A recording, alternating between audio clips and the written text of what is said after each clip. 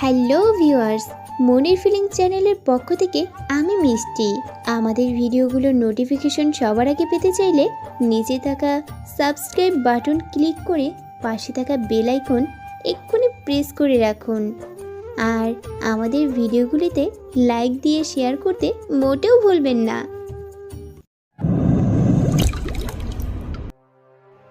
Breaking news. আজকে সকালে মিরপুর স্টেডিয়ামের পাশ থেকে বাংলাদেশের জাহাজ ব্যবসায়ী মোশাররফ চৌধুরীর লাশ উদ্ধার করে পুলিশ। কালকে রাতে কে বা কারা যেন নির্মমভাবে হত্যা করেছে মোশাররফ চৌধুরীকে। আহত হয়েছে ওনার গাড়ির ড্রাইভার মনির মিয়া। মোশাররফ সাহেবের স্বজন বলতে শুধু ওনার মেয়ে নীলা চৌধুরী। পরিবারের সবাই কোনো এক দুর্ঘটনা মারা যায়। বেঁচে গিয়েছিল শুধু মোশাররফ চৌধুরী আর ওনার মেয়ে নীলা চৌধুরী। কিন্তু কালকে রাতে সন্ত্রাসীদের হাত থেকে কোনোভাবে বেঁচে ফিরতে পারেনি মোশাররফ সাহেব। পুলিশ নীলা চৌধুরীকে জিজ্ঞাসাবাদ করে জানতে পেরেছে মোশাররফ সাহেবের শত্রুর কোনো অভাব ছিল না, থাকবেই না কেন, এত বড় একজন বিজনেসম্যান ছিলেন তিনি। নীলা চৌধুরী আরো জানান যে তার বাবার খুব কাছের তিনজন শত্রুর মধ্যে রয়েছে সালমান, জামাল, মোস্তফা। নীলার সন্দেহ এই তিনজন ব্যক্তির উপর। মনির মিয়া এখনো জ্ঞান ফিরেনি। জ্ঞান ফিরলে পুলিশ তার জবানবন্দি নেবে। এই ছিল আজকে সকাল 8টার সংবাদ। এতক্ষণ আমাদের সাথে থাকার জন্য ধন্যবাদ জানিয়ে বিদায় নিচ্ছি আমি অপর্ণা। সংবাদটা দেখেই ঘাবড়ে যায় মেহরাব সাহেব। ছোট টি টেবিলের উপর রাখা পানি ভর্তি কাচের গ্লাসটা হাতে নিয়ে এক নিঃশ্বাসে সবটুকু পানি পান করে ফেলল মেহরাব সাহেব। তিনি নিজের ফোনটা দিয়ে বারবার সোহেলের নাম্বারে কল দিতে থাকেন, কিন্তু সোহেল কোনোভাবেই ফোন রিসিভ করছে না। মেহরাব সাহেবের চিন্তার শেষ নেই। বয়সটা অনেক বেড়েছে, কিন্তু কাজের প্রতি তিনি খুব যত্নশীল। জীবনে টাকা পয়সা কম কামাননি তিনি, কিন্তু একটা জিনিস এখনও পাননি তিনি। শূন্য হাতে বসে আছেন। কোনো এক রাজাহীন রাজ্যের বাদশাহ হতে চান তিনি। সেই সিংহাসন যেটাতে বসতে হলে বহু ঝড় ঝাপটা পাড়ি দিতে হয়, নিজের সাথে নিজের মাইন্ড গেম খেলতে হয়। মেহরাব সাহেব এইবার নিজের মাইন্ড গেম খুব সতর্কতার সঙ্গে খেলতে চান, আর কোনো ভুল করতে চান না তিনি। সিংহাসনের মজা ভোগ করতে চান। কে ফোন করেছে এত সকালে? রাফাতের কথা শুনে সোহেল চায়ের কাপটা হাত থেকে সরিয়ে টেবিলের উপর রাখে। দামি ব্র্যান্ডের মোবাইলটা হাতে নিয়ে দেখে মেহরাব সাহেব 9টা কল করেছে। সোহেল অবশ্য অবাক হয়নি, কারণ সে সকালের তাজা সংবাদটা টিভিতে দেখেছে। সে জানে মেহরাব সাহেব ফোন দিবে, কিন্তু সোহেল কথা বলে কি করতে পারবে। মেহরাব সাহেব ফোন করেছিলেন। মেহরাব সাহেব? মেহরাব সাহেব। কি বলছেন তিনি? আমি কলটা রিসিভ করিনি। ফোন রিসিভ করিসনি কেন? দেখ, হয়তো কোনো প্রয়োজনে কল দিয়েছেন। আমি জানি কেন তিনি আমাকে কল করেছেন। রাফাত এটা বুঝতে পারছে না যে একটা লোক এতগুলো ফোন করেছে কোন প্রয়োজনে। কিন্তু কি হলো, সোহেল রিসিভ করেনি? সে নাকি জানে কেন ফোন করেছে। জানিস মানে? তুই কি মানুষের মনের ভিতরের কথা বুঝতে পারিস নাকি? আমি কি তোকে বলেছি এমন কথা? আসলে কালকে রাতে মোশাররফ সাহেবকে কার যেন মেরে দিয়েছে। রাফাত অবাক হয়ে যায় সোহেলের এমন কথা শুনে। কি বলছে ছেলেটা? সেদিন রাতেই তো একসাথে বসে কথা হয়েছে, আর আজকে তিনি মৃত হয়ে গেছে। ওনার নামের আগে মৃত শব্দটা বসে গেছে। রাফাত নিজের মুখটাকে কান্না কান্না ভাব করে বলে, এটা কিভাবে সম্ভব? মোশাররফ সাহেব কিভাবে মারা যেতে পারে? আমি বিশ্বাসই করতে পারছি না। টিভিতে দেখে প্রথমে আমার নিজেরই বিশ্বাস হয়নি। পুলিশ কি করছে বসে বসে? দেশের একজন বড় বিজনেসম্যান মারা গেছে, খুনিকে তা খুঁজে বের করতেই হবে। মোশাররফ সাহেবের গাড়ির ড্রাইভার বেঁচে আছে এখনো। পুলিশ সেই ড্রাইভারকে জিজ্ঞেস করলেই জানতে পারবে গতকাল রাতে কি হয়েছিল মোশাররফ সাহেবের সাথে। মনে হয় এটা বলার জন্যই খুনি মনিরকে বাঁচিয়ে রেখেছেন। আচ্ছা বাদ দে, এখন এটা বল যে কালকে রাতে তুই কোথায় গিয়েছিলি? নাইট ক্লাবে। নাইট ক্লাবে মানে? তুই কি মদ পান করতে গেছিলি? মদ পান করতে যাইনি, মেয়ের নেশায় মেতে উঠেছিলাম আমি। তুই আবার মেয়ের নেশা আসক্ত হয়ে গেলি কবে থেকে? আমি তো জানতাম তুই যত পারিস মেয়েদের কাছ থেকে দূরে দূরে থাকতি। কত আর দূরে দূরে থাকবো? এখন নিজের একটা বয়স হয়ে এসেছে, মজা মস্তি না করলে জীবনটা চলবে? এই নেশাটা কিন্তু ভালো নেশা না, পরে আবার তুই এই আসক্তি থেকে মুক্তি পাবি না। হুম, তুই জানিস না সোহেল, আমি মদ পান করলে নেশা আমাকে ধরতে পারে না। আমি যেমন মদের নেশায় মাতাল না, ঠিক তেমনি নারীর নেশায় আসক্ত হলেও সেটা থেকে কিভাবে নিজেকে কন্ট্রোল করব জানা আছে আমার। পৃথিবীতে নেশা কিন্তু দুই ধরনের, টাকার নেশা আর নারীর নেশা। কেউ চাইলে নিজেকে কন্ট্রোল করতে পারে না। তুই টাকা আর নারীর সাথে মদের তুলনা করতে পারিস না। হয়তো আমি ওই ব্যক্তিদের দলভুক্ত না যারা নারী আর টাকার নেশায় অতিরিক্ত পরিমাণে আসক্ত। বসা থেকে উঠে দাঁড়ায় রাফাত। তাকে এখন ভার্সিটিতে যেতে হবে। সোহেল চায়ের কাপটা হাতে নেয়। রাফাতের সাথে কথা বলতে বলতে সদ্য গরম চাটা ঠান্ডা হয়ে গিয়েছে। কোনো মানসিক রোগী ছাড়া কেউ ঠান্ডা চা পান করে না। সাধারণ জনগণ গরম চাই পান করে, কিন্তু আবার যারা বুদ্ধিজীবী তারা অতিরিক্ত গরম চা পান করে না। সাধারণ গরম যেটাকে বলে সেটাই পান করে। সকাল 10টা। প্রতিদিনকার ন্যায় আজকেও রাফাত নির্জন রাস্তা দিয়ে হেঁটে হেঁটে যাচ্ছিল। তখনই দেখতে পায় রাস্তার ধারে একটা ছেলে একটা মেয়েকে জড়িয়ে ধরে আছে। ছেলেটার পোশাক আশাক দেখে মনে হচ্ছে বড় ঘরের সন্তান হবে হয়তো, কিন্তু মেয়েটার ড্রেস আপ অতটা উন্নত না। মধ্যবিত্ত পরিবারের সন্তানরা যেমন পোশাক পরে থাকে ঠিক তেমন। এই ছেলে মেয়ে দুজন যে দুজনের প্রেমে আবদ্ধ সেটা তাদের দেখলেই বোঝা যায়। এখনকার প্রেমগুলো সাধারণত এমনই, কোনো পবিত্রতার ছিটে ফোঁটাও নেই। পার্কে নির্জন জায়গায় বসে বসে তারা তাদের অশ্লীল কাজ চালিয়ে যায়। ধনী পরিবারের অনেক ছেলেরাই মেয়েদের মন নিয়ে খেলে। তারা এটা চিন্তা করে না যে একটা মেয়ের ভালোবাসা নিয়ে খেললে সে কতটা কষ্ট পেয়ে থাকে। আবার কিছু কিছু মেয়েরাও আছে যারা ছেলেদের মন নিয়ে খেলে। মধ্যবিত্ত ঘরের ছেলেরাই মেয়েদের কাছ থেকে বেশি ধোঁকা খেয়ে থাকে। গরিব ছেলেদের জীবনে প্রেম ভালোবাসা কখনো ধরা দেয় না, তাই তারা অনেক সুখে থাকে। এমন একটা নির্জন জায়গায় দুজন যুবক যুবতী কি করছে, কি তাদের উদ্দেশ্য বেশ ভালোই বুঝতে পারছে রাফাত। তবে দুজনের মধ্যে যে ভালো কোনো সম্পর্ক নেই এটা বুঝতে পারছে রাফাত। তবে এখন চাইলেও রাফাত কিছু বলতে পারবে না, কারণ সে গরিব একটা ছেলে, কেউ তার কথা বিশ্বাস করবে না। রাফাত মুচকি হেসে ভার্সিটির উদ্দেশ্যে রওনা দেয়। তার মনের ভিতর এখন একটাই ভয়, যদি সাকিব ভাইয়ের সাথে দেখা হয়ে যায়। রাস্তা যত বাড়ছে নির্জন জায়গা তত কমে আসছে। গাড়ি চলাচল শুরু হয়েছে। রাস্তার পাশে ছোট ছোট দোকানগুলোতে লোকজনের ভিড় জমেছে।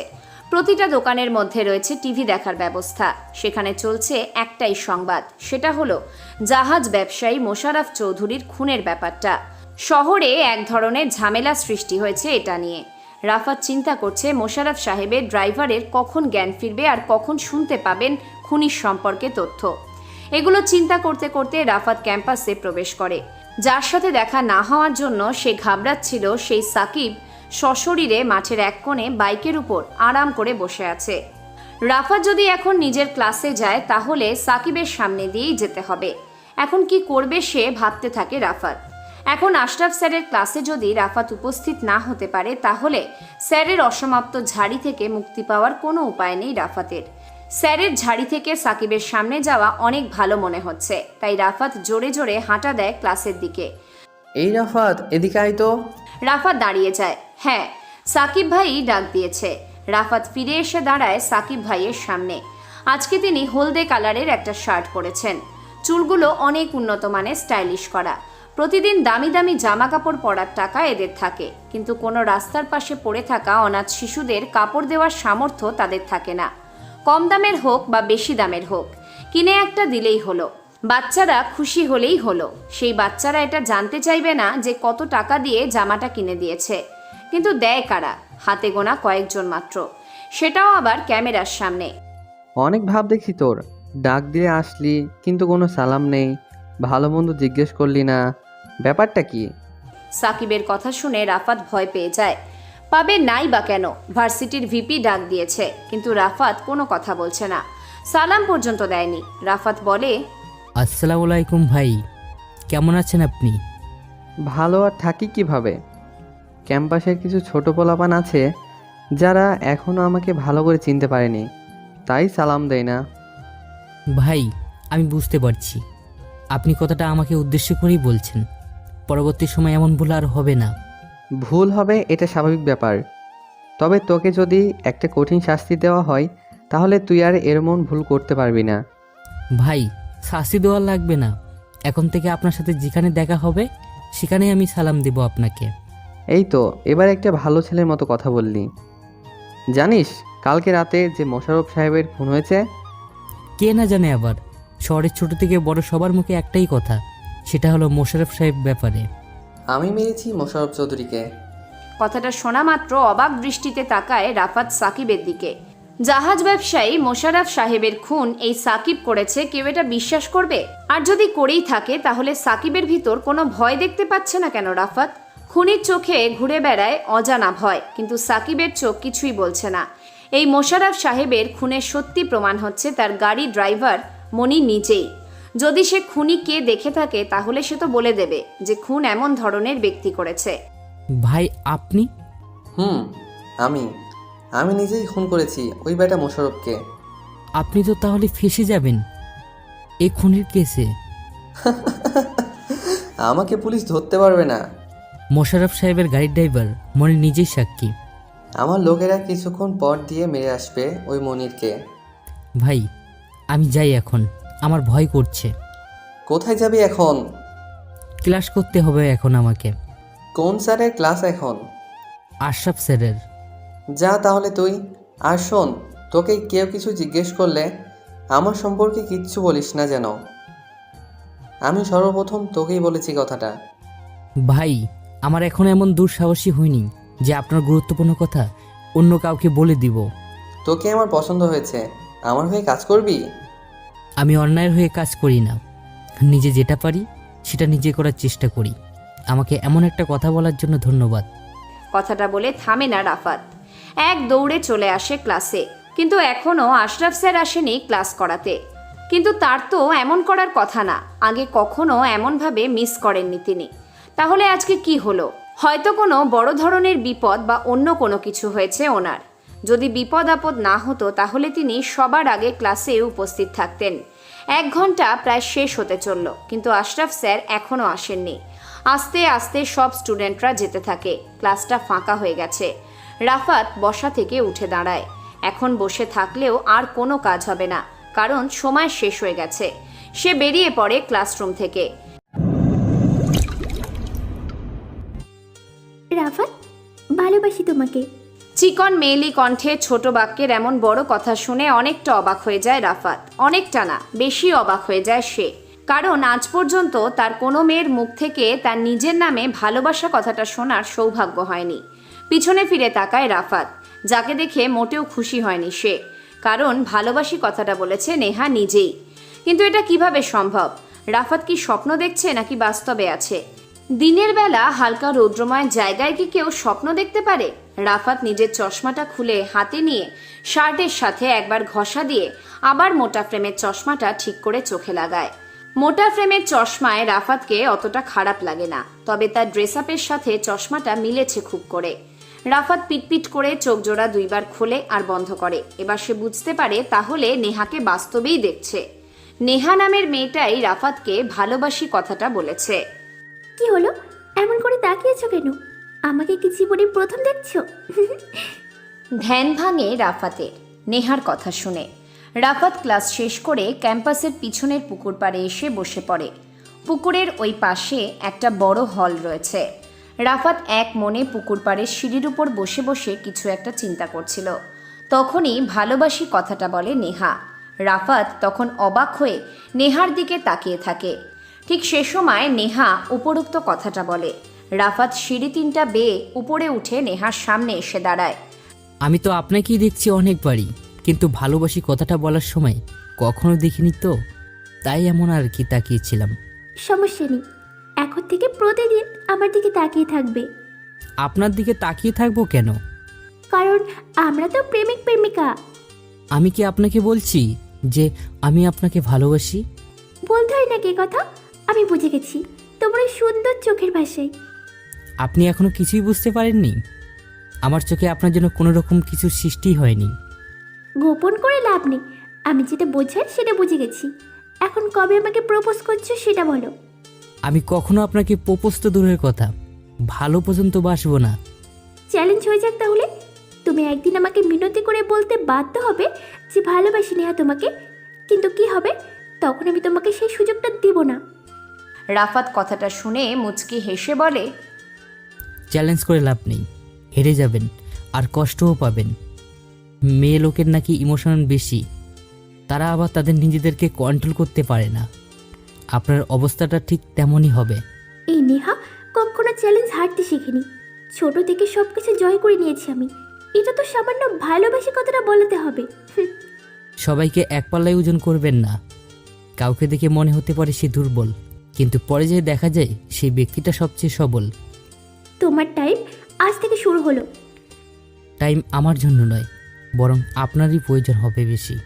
কথাটা বলে রাফাত আর স্থির হয়ে দাঁড়ায় না। চলে আসে নেহার কাছ থেকে, কারণ এখানে দাঁড়ালেও কোনো কাজ হবে না। বিকেল 5:15 সোহেল একটা সাদা কালারের বাইক নিয়ে নীলাদের বাসার সামনে দাঁড়িয়ে অপেক্ষা করছে নীলার জন্য। প্রায় 30 মিনিট হয়ে গেছে, এখনও নীলা আসছে না। সোহেল বাইকটা রেখে দারোয়ান চাচাকে বলে বাসার ভিতর প্রবেশ করে। দ্বিতীয় তলার দক্ষিণ পাশের রুমটা হলো নীলার। সোহেল গিয়ে দেখে দরজাটা খোলা, তাই সে অনুমতি ছাড়াই ভিতরে প্রবেশ করে, কিন্তু গিয়ে এমন কিছু দেখবে আশা করেনি সে।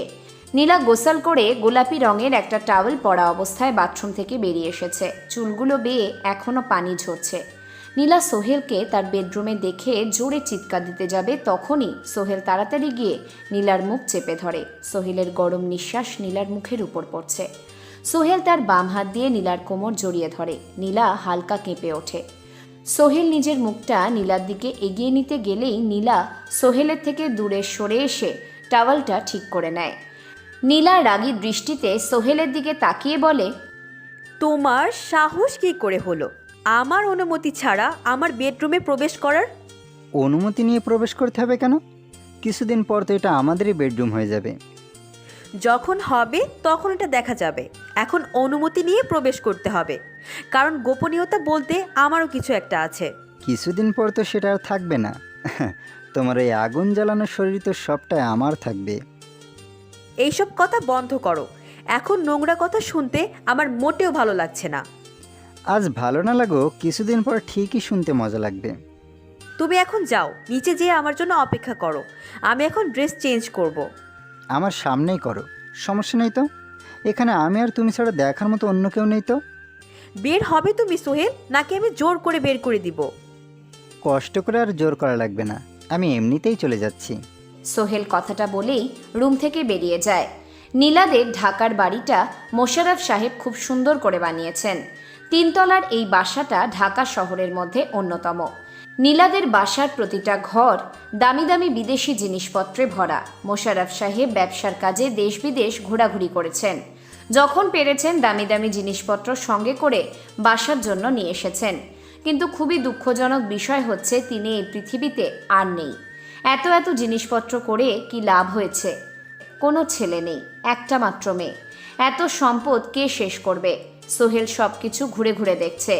নীলাকে বিয়ে করলে সব সম্পত্তির মালিক হবে সোহেল। মানুষের জীবনে অর্থ খুবই প্রয়োজনীয় উপাদান। এই পৃথিবীতে বেঁচে থাকতে হলে অর্থের খুবই প্রয়োজন। কেউ বুকে হাত দিয়ে বলতে পারবে না যে তার টাকা বা অর্থের প্রয়োজন নেই। অর্থ মানুষের ভিতর নেশার মতো কাজ করে। মানুষ মাটির তৈরি আর টাকা হলো কাগজের তৈরি। এই নিষ্ঠুর পৃথিবীতে চলতে হলে মাটির তৈরি মানুষকে কাগজের তৈরি সামান্য টাকার কাছে বিক্রি হয়ে যেতে হয়। বাস্তব জীবনে মানুষ ভোগকে বেশি গুরুত্ব দেয়, মনে করে ভোগের মধ্যেই জীবনের সর্বসুখ। কিন্তু ভোগ বিলাসে সাময়িক সুখ থাকলেও এতে প্রকৃত সুখ নেই। কই চলো সোহেল। পিছনে ফিরে তাকায় সোহেল। নীলা বাইকের হেলমেট হাতে নিয়ে দাঁড়িয়ে আছে। সোহেল এসে নীলার সামনে দাঁড়ায়। বাইকের হেলমেট? এটা তো আমার, তুমি কোথায় পেলে এটা? কোথায় আর পাবো, যেখানে ফেলে এসেছিলে ওখান থেকেই পেয়েছি। কোথায় রেখে এসেছিলাম? আমার রুমের বিছানার উপর। ভুলে গিয়েছিলাম। কি ভোলা মন তোমার! এক সময় দেখা গেছে তুমি তোমার বউকেই ভুলে গেছো। আরে বিয়ে তো তোমাকেই করব, আর তোমাকে ভোলা আমার পক্ষে অসম্ভব, কেননা তুমিই আমার জীবনের প্রথম নারী। কথা শোনা মাত্র নীলা লজ্জা পেয়ে যায়। হয়েছে, এবার চলো, নয়তো আবার দেরি হয়ে যাবে।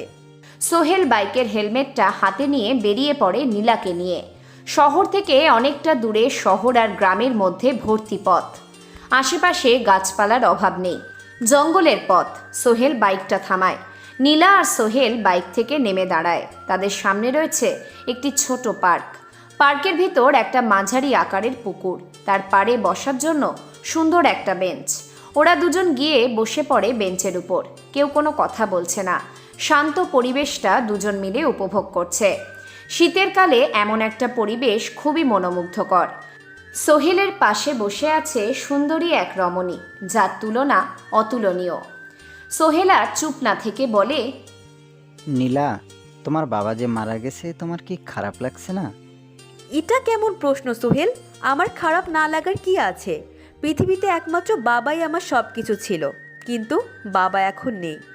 এই পৃথিবীতে আমি বড় একা। আমারও বাবা মা নেই, এই পৃথিবীতে আমি একা, এতিম ছেলে আমি। সোহেল, তোমার বাসা কোথায়? জানি না। জানি না মানে? তুমি তোমার বাসা কোথায় সেটা জানো না?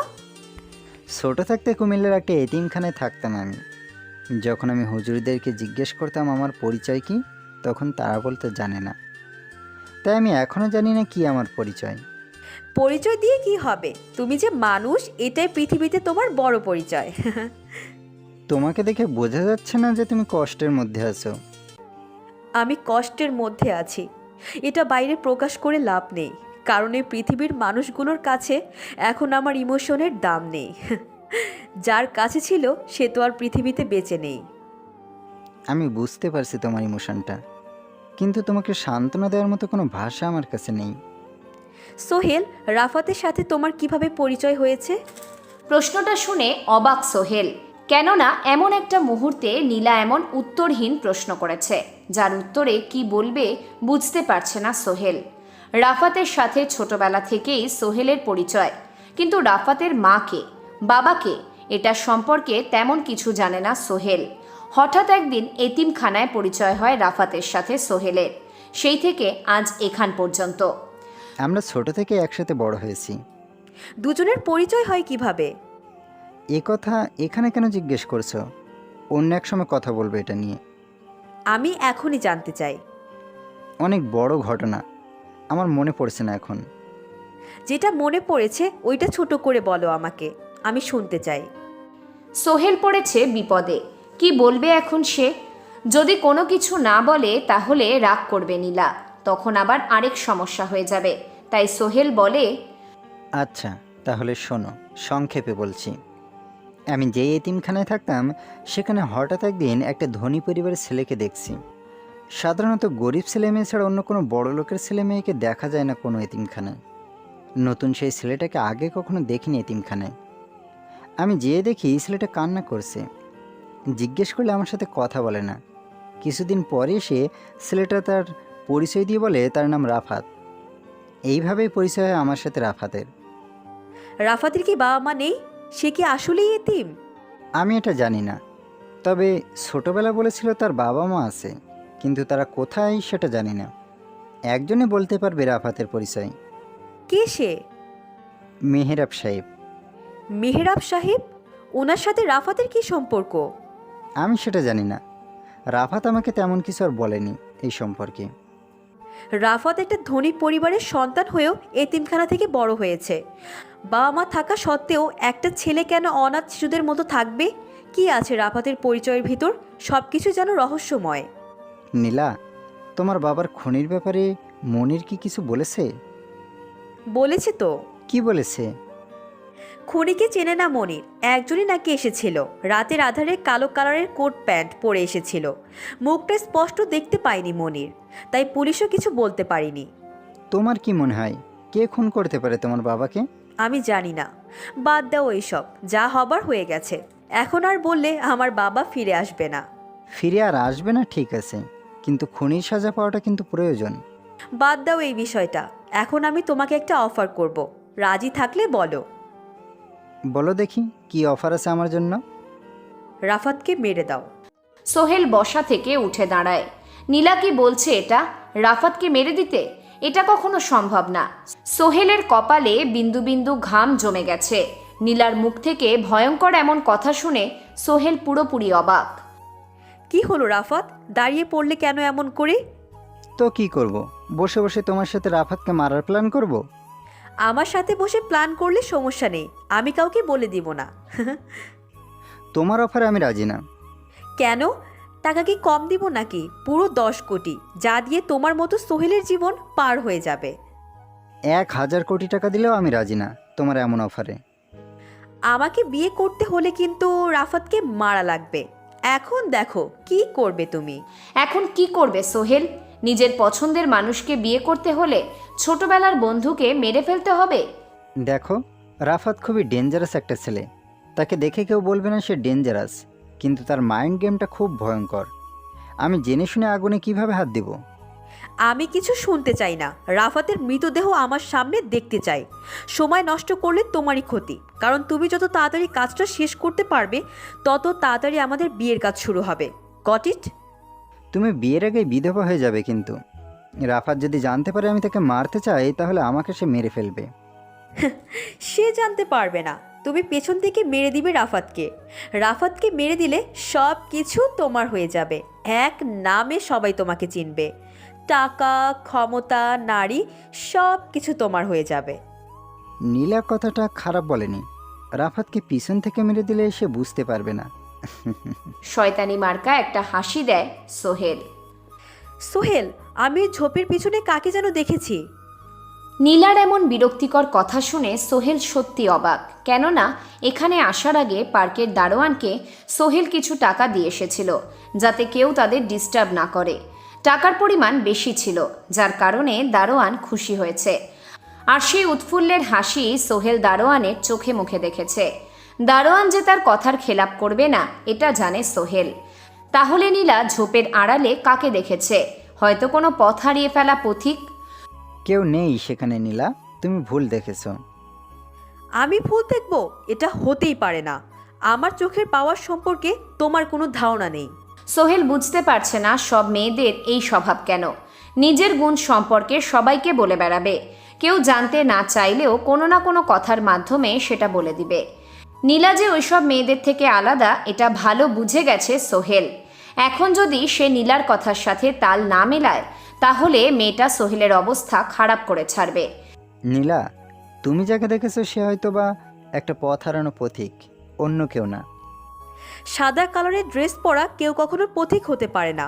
এটা অন্য কেউ হবে। এগুলো আর সহ্য করার মতো না। সোহেল পকেট থেকে একটা সিগারেটের প্যাকেট আর 10 টাকা দামের একটা লাইটার বের করে। প্যাকেট থেকে একটা সিগারেট বের করে ঠোঁটে লাগায় সোহেল। সিগারেটে আগুন লাগিয়ে লম্বা করে একটা টান দেয় সে। নীলা বলে, এত কম দামি সিগারেট খাও কেন? সিগারেট তো সিগারেটই হয়। দামি সিগারেট খেলে ভেতর থেকে ধোঁয়া বের হয়, কম দামি সিগারেট খেলেও কিন্তু ভেতর থেকে ধোঁয়াই বের হয়। কম দামি সিগারেট খেলে ফিল পাওয়া যায় না। তুমি কি সিগারেট খাও নাকি? বিজনেসম্যানদের সিগারেট না খেলে আবার মাইন্ড পরিষ্কার হয় না। সোহেল নিজের হাতে থাকা অর্ধেক পুড়ে যাওয়া সিগারেটের অংশটা নীলার দিকে এগিয়ে দেয়। সে বুঝতে পারছে নীলা সিগারেট খায়, কারণ নীলার ঠোঁট জোড়া হালকা কালো বর্ণ ধারণ করেছে। সিগারেটের নেশা কেউ সহজে চাইলেই ছাড়তে পারে না। নীলা সিগারেটের অংশটা নেয় না, সোহেলের দিকেই দিয়ে দেয়। আমি কিন্তু তোমার মতো কম দামি সিগারেট খাই না। এর থেকেও বেশি দামি সিগারেট খাও তুমি? এর থেকে অনেক দামি সিগারেট খাই আমি। তুমি যে সিগারেট টানতে তোমার বাবা কি জানতো? নীলা মুচকি হেসে বলে, আমার সব খবরাখবর বাবা রাখতেন, কিন্তু সেটা আমার অজান্তেই। পরে একসময় জেনেছিলেন। তোমার বাবা এটা জেনেও কিছু বলেনি তোমাকে? বাবা আমাকে কোনো সময় শাসন করেননি। বাবার প্রতি আমার সবচেয়ে বেশি রাগ হয়েছিল সেদিন, যেদিন জানতে পেরেছিলাম আমার অজান্তেই আমার পিছনে লোক লাগিয়ে দিয়েছেন তিনি। সেদিন কিছু বলনি তোমার বাবাকে? বাবাকে কিছু বলিনি, তবে সেদিনকার পর থেকে বাবার প্রতি আমার শ্রদ্ধা কমে গিয়েছিল। এখন তো তিনি আর বেঁচে নেই যার প্রতি অভিযোগ করবে। সোহেল, আমাকে বাসায় দিয়ে এসো, অনেক সময় হয়ে গেছে। চলো এবার যাওয়া যাক। এখনই চলে যাবে? চলো কিছুক্ষণ হাঁটাহাঁটি করি, তোমার মন ভালো হয়ে যাবে। নীলা কিছু না বলে বেঞ্চ থেকে উঠে দাঁড়ায়। শীতের এই সময়ে শেষ বিকালটা খুবই মনোমুগ্ধকর হয়ে থাকে। অমনোযোগী ব্যক্তির মনোযোগ পরিবেশের প্রতি চলে আসবে। কারো মন খারাপ থাকলে নিমেষেই মন ভালো হয়ে যাবে এমন পরিবেশে ঘোরাফেরা করলে। নীলা এখন দূর আকাশের দিকে দুহাত বাড়িয়ে দিয়ে চোখ জোড়া বন্ধ করে মনের চোখ দিয়ে অনুভব করছে পরিবেশটাকে। পিছন থেকে অপেক্ষায় ফটোগ্রাফার হয়ে আছে সোহেল নিজেই। কার্তিকের সন্ধ্যা, আকাশে হালকা আবছা বোনা মেঘ উদিত হয়েছে। লালচে রঙের মেঘ, যেই মেঘ থেকে বৃষ্টি নামে না, দেখতে অপূর্ব, যার বর্ণনা কেউ দিতে পারবে না। গাঢ় লালচে রঙের সাথে খয়েরি রঙের মিশ্রণ। মেহরাব সাহেব নিউ পল্টনের 6 নম্বর রোডের একটি ছোট দোকানের বেঞ্চের ওপর আরাম করে বসে বসে চা খাচ্ছেন আর মনোমুগ্ধকর দৃশ্যটা উপভোগ করছেন। চায়ের সাথে সিগারেট হলে ভালো হতো, কিন্তু এখানকার চাটা অনেক ভালো, তাই তিনি চাচ্ছেন না সিগারেটের মতো এমন একটা জিনিসের সাথে চাটা খেয়ে চায়ের মানটা কমিয়ে দিতে। আর এমনিতেই মেহরাব সাহেব যেখানে সেখানে দাঁড়িয়ে সিগারেট খান না। এই শহরের বেশিরভাগ লোকজন চেনেন ওনাকে। তিনি একজন সম্মানিত ব্যক্তি, নাম ডাক আছে অনেক। মেহরাব সাহেব খালি চায়ের কাপটা দোকানির সামনে নিয়ে গিয়ে ধরে। সে গরম পানি দিয়ে চায়ের কাপগুলো ধোয়া মোছা করতে ব্যস্ত। একসময় মেহরাব সাহেবের হাত থেকে গ্লাসটা নিয়ে গরম পানিতে রেখে দেন। মেহরাব সাহেব টাকা পরিশোধ করার জন্য পকেটে হাত দেন। মানিব্যাগটা বের করে হাতে নেন। মানিব্যাগে কার্ড ছাড়া আর কোনো খুচরা টাকা নেই, সব বড় বড় নোট, 500, 1000। 5 টাকার চায়ের দাম কিভাবে দেবেন তিনি? আর দোকানটা বেশি একটা বড় না, দিনে কয় টাকারই বা চা বিক্রি করতে পারে? মেহরাব সাহেব চিন্তা করলেন দোকানিকে 500 টাকা দিয়ে দিলে টাকা কমে যাবে না। তিনি দোকানির দিকে কচকচে নোটটা বাড়িয়ে দিলেন। দোকানি অসহায় দৃষ্টিতে তাকিয়ে আছে। এমন দৃষ্টির মানে হচ্ছে তার কাছে খুচরা হবে না। কি হলো, টাকাটা নেন। এত বড় নোটের খুচরো হবে না আমার কাছে। মেহরাব সাহেব যা ভেবেছেন ঠিক তাই হলো, খুচরা নেই। নিউ পল্টনের এই রাস্তায় দোকান চলার কথা। ঢাকা বিশ্ববিদ্যালয়ের অনেক স্টুডেন্ট এখান দিয়ে যাওয়া আসা করে। তাহলে দোকানের বিক্রির পরিমাণ এত কম কেন? এই সামান্য 500 টাকার খুচরা হবে না আপনার কাছে? তাহলে সারাদিন কি বিক্রি করেন? সারাদিনে যা বিক্রি করি এর অর্ধেকই নিয়ে চলে যায় ওই মাস্তান ছেলেগুলো। থানায় যে পুলিশকে বলতে পারেন না? আমরা গরিব দুঃখী মানুষ, আমাদের অভিযোগ কি তারা শুনবে? বের করে দেয় আমাদেরকে থানা থেকে। আমার সাথে এখন থানায় চলেন, দেখি কে কি বলে আপনাকে। কে আপনি? আর আপনার সাথে থানায় গেলে কি আমার অভিযোগ তারা শুনবে? অবশ্যই শুনবে, আপনি চলেন আমার সাথে। দোকানি ওই আগের জায়গায় হয়ে বসে আছে। মেহরাব সাহেব 2 মিনিট অপেক্ষা করলো, কিন্তু দোকানি অসহায়ের মতো আগের ন্যায় বসে আছে। কি জানি, হয়তো ভয় পেয়েছে দোকানি। হঠাৎ একটা সাদা কালারের কুকুর এসে দোকানের সামনে দাঁড়িয়ে যায়। মেহরাব সাহেবের পিছনেই। তিনি কুকুরের থেকে একটু দূরে সরে দাঁড়ান, নয়তো আবার কামড়ে দিতে পারে। সাদা কালারের কুকুর, লোমগুলো অনেক বড় বড়, বিলাতি কুকুর জাত। এমন কুকুর কি রাস্তায় থাকে? দেখে তো মনে হচ্ছে কারো পোষা কুকুর এটা। দোকানি বয়াম খুলে একটা বিস্কুট কুকুরের সামনে দেয়। কুকুরটা নিজের শরীর নাড়াতে থাকে, যার মানে হচ্ছে কুকুরটা খাবার পেয়ে খুশি হয়েছে। মেহরাব সাহেব জিজ্ঞেস করেন, এই কুকুরকে আপনি বিস্কুট দিচ্ছেন কেন? কথাটা শোনা মাত্র দোকানির চেহারা বদলে যায়। চেহারায় কেমন যেন একটা রাগী রাগী ভাব চলে এসেছে। এতক্ষণ তো সব ঠিকই ছিল, তাহলে এখন আবার ওনার কি হলো বুঝতে পারছেন না মেহরাব সাহেব। কি হলো, এমন করে তাকিয়ে আছেন কেন? আমি কি বাঘ নাকি ভাল্লুক? আপনি তাকে কুকুর বললেন কেন? দোকানির এমন কথা শুনে মেহরাব সাহেব কি বলবেন নিজেই বুঝতে পারছেন না। একটা কুকুরকে তাহলে কি বলে ডাকবেন? কুকুর ছাড়া কি এটার কোনো নাম আছে? থাকতেও পারে, কারণ এখন এমন একটা যুগ চলছে যেখানে মানুষের মতো পোষা প্রাণীদেরও নাম রাখা হয়। সেক্ষেত্রে এই সামান্য সুন্দর কুকুর কেন বাদ যাবে? একটা কুকুরকে কুকুর বলে ডাকবো না তো কি বলে ডাকবো? ওর নাম কুকুর না, ওর নাম হচ্ছে টমি। নামটা শুনে মেহরাব সাহেবের পেট ফেটে হাসি পাচ্ছে, কিন্তু তিনি এখন হাসবেন না। অনেক সময় হাসির জায়গায়ও নিজেকে স্বাভাবিক রাখতে হয়। এখন যেমন করে মেহরাব সাহেব নিজেকে রাখছেন। ঠান্ডা কণ্ঠে তিনি বলেন, আমি তো আর টমির নাম জানতাম না, তাই ভুল করে কুকুর বলেছিলাম। তাই এটা কার প্রাণী? ওই যে দেখছেন সাদা কালারের 3 তলা বাড়িটা? মেহরাব সাহেব পিছনের দিকে তাকান। দোকান থেকে একটু দূরেই 3 তলা বাসাটা। পুরো বাড়ি সাদা রং দিয়ে তার মালিক রাঙিয়েছেন। রোমান্টিক সব লোকেরা এই সাদা রং বেশি পছন্দ করেন। ওই বাসার মালিক হয়তোবা নিজের বউয়ের উপর খুব খুশি, যার কারণে ওনার রোমান্টিকতার নিদর্শন রাখার জন্য পুরো বাসা সাদা রং দিয়ে করিয়েছেন। মেহরাব সাহেব নিজের দৃষ্টিটা দোকানির উপর ফেলে। দেখলাম তো বাসাটা, কিন্তু বাসার সাথে এই টমির সম্পর্ক কি? সম্পর্ক তো অনেক কিছুই আছে। ওই বাসার মালিক শফিক সাহেব এই টমিকে লালন পালন করে। তাহলে টমিকে আপনি খাবার দিচ্ছেন কেন? দিব না কেন? মাস শেষে শফিক সাহেব আমাকে টাকা দিয়ে দেয়। আমার কাজ তো এটাই, টমিকে দোকান থেকে খাবার দেওয়া। মেহরাব সাহেবের ফোনটা বেজে ওঠে। কোটের পকেট থেকে ফোনটা বের করে দেখেন স্ক্রিনের উপর লেখা কিলার। মেহরাব সাহেব মুচকি হেসে ফোনটা বাম কানে লাগিয়ে গাড়ির দিকে যেতে থাকেন। সোহেল, বিকেলে তুই বাইক নিয়ে কোথায় গিয়েছিলি? রাত প্রায় 9টা। টেবিলের উপর নানা রকমের খাবার রাখা। টেবিলের একপাশে রাফাত বসে আছে, আর অন্য পাশে সোহেল। দুজনের সামনে প্লেট ভরা খাবার রাখা আছে, কিন্তু কেউ খাচ্ছে না কিছু। সোহেলই প্রথম খাবারে হাত দিয়েছে। সে ভাত মেখে মুখে দিবে, তখনই রাফাত কথাটা বলে। সোহেলের হাত থেকে ভাতের লোকমাটা প্লেটে পড়ে যায়। রাফাতের করা প্রশ্নটা খুব একটা কঠিন না। সোহেল চাইলেই এক কথায় উত্তর দিয়ে দিতে পারত, কিন্তু সে সময় নিচ্ছে। কেন সময় নিচ্ছে সে? এটা তো সোহেলই বলতে পারবে। কি হলো সোহেল, কিছু বলছিস না কেন? হঠাৎ করে চুপ হয়ে গেলি কেন? আসলে আমি বিকেলে ওই গিয়েছিলাম এক জায়গায়। সেটা কোন জায়গা এটা জিজ্ঞাসা করছি আমি। ওই তো কোথায় যেন, জায়গাটার নাম মনে পড়ছে না। আমি বলে দেব? সোহেল এবার যেন শক খেয়ে গেছে। বলে কি রাফাত? সে জানে কেমন করে? তাহলে কি নীলা রাফাতকে দেখেছিল পার্কের ঝোপের আড়ালে? আমাদের দুজনের সব কথা কি তাহলে রাফাত শুনে নিয়েছে? এটা ভাবতেই সোহেলের কপালে ফোঁটা ফোঁটা ঘাম জমতে শুরু করেছে। উপরে হাওয়া চলছে, তবুও তুই ঘেমে যাচ্ছিস কেন? কোনো সমস্যা? না না, সমস্যা নেই। সমস্যা হতে যাবে কেন? আমি ঠিক আছি। তুই তাহলে বিকেলে বাইক নিয়ে আমার ভার্সিটিতে গিয়েছিলি? রাফাতের এমন কথা শুনে পুরো খুশিতে মন নেচে উঠেছে সোহেলের। তার মানে রাফাত ছিল না, সেই ঝোপের আড়ালের সেই অচেনা ব্যক্তিটা। যাক, তাহলে বড় বাচ্চা বেঁচে গেছি। হ্যাঁ হ্যাঁ, ওই তোদের ভার্সিটির দিকেই গিয়েছিলাম। বাসায় বসে থেকে ভালো লাগতেছিল না, তাই ভাবলাম তোর ক্যাম্পাস থেকে ঘুরে আসলে মন্দ হয় না, তাই গিয়েছিলাম। কেন, কোনো সমস্যা হয়েছে? আমার কি সমস্যা হবে?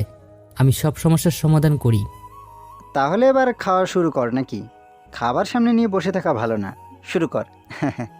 খাওয়া শেষ হয়ে গেলে সোফায় যেয়ে বসবি, তোর সাথে আমার কিছু গুরুত্বপূর্ণ কথা আছে। যা বলার এখানেই বলে দে। খাওয়ার সময় কথা বলতে নেই। আমার কথা আমাকেই বলছিস? বাহ, বেশ ভালোই তো। রাফাত আর কিছু বলে না, খাবারের প্রতি মনোযোগ দেয়। খাবার সামনে নিয়ে বসে থাকা ভালো লক্ষণ না। সবারই উচিত তাড়াতাড়ি করে খাবার খাওয়ার কাজ শেষ করে ফেলা। রাফাত নিচের দিকে তাকিয়ে খাচ্ছে, আর কি যেন একটা ভেবে মুচকি মুচকি হাসছে। সোহেল খাচ্ছে আর চিন্তা করছে রাফাতের ব্যাপারে। কি এমন কথা বলবে সে, যার জন্য সোফায় যে আরাম করে বলবে? সোহেল এটা জানে রাফাত দরকারি কথা ছাড়া বেশি কথা বলে না। বলতে গেলে রাফাত পছন্দ করে না এটা। আজকে কি এমন কথা আছে যেটা বলার জন্য সোহেল নিজেকে প্রস্তুত করে নিচ্ছে। সোহেলের খাওয়া শেষ, রাফাতের প্রায় শেষের দিকে। সোহেল চেয়ার থেকে উঠে দাঁড়ায়। একটু দূরেই হাত ধোয়ার জন্য বেসিনের ব্যবস্থা করা। সোহেল হাত পরিষ্কার করে এসে সোফায় বসে পড়ে। রাফাতের খাওয়া শেষ। সে গিয়ে হাত পরিষ্কার করে ফ্রিজ থেকে দুটো বিয়ারের বোতল বের করে এনে একটা বোতল সোহেলের হাতে দেয়, অন্যটা নিজের কাছে রেখে আরাম করে সোফায় বসে পড়ে। সোহেল জিজ্ঞেস করে, এখন বিয়ার খেয়ে কি করব? পেট তো ভর্তি আছে। সিগারেট মদ এইগুলো খাওয়ার সময় লাগে না, যখন ইচ্ছে খাওয়া যায়। আমি আবার খেতে পারি না, কেমন যেন লাগে আমার। নেশা করতে কেমন লাগে কি আছে? তুই এটা অনুভব করতে শিখ আগে, তারপর নেশা করবি। তো বল এখন কি দরকারি কথা বলার জন্য ডেকেছিস?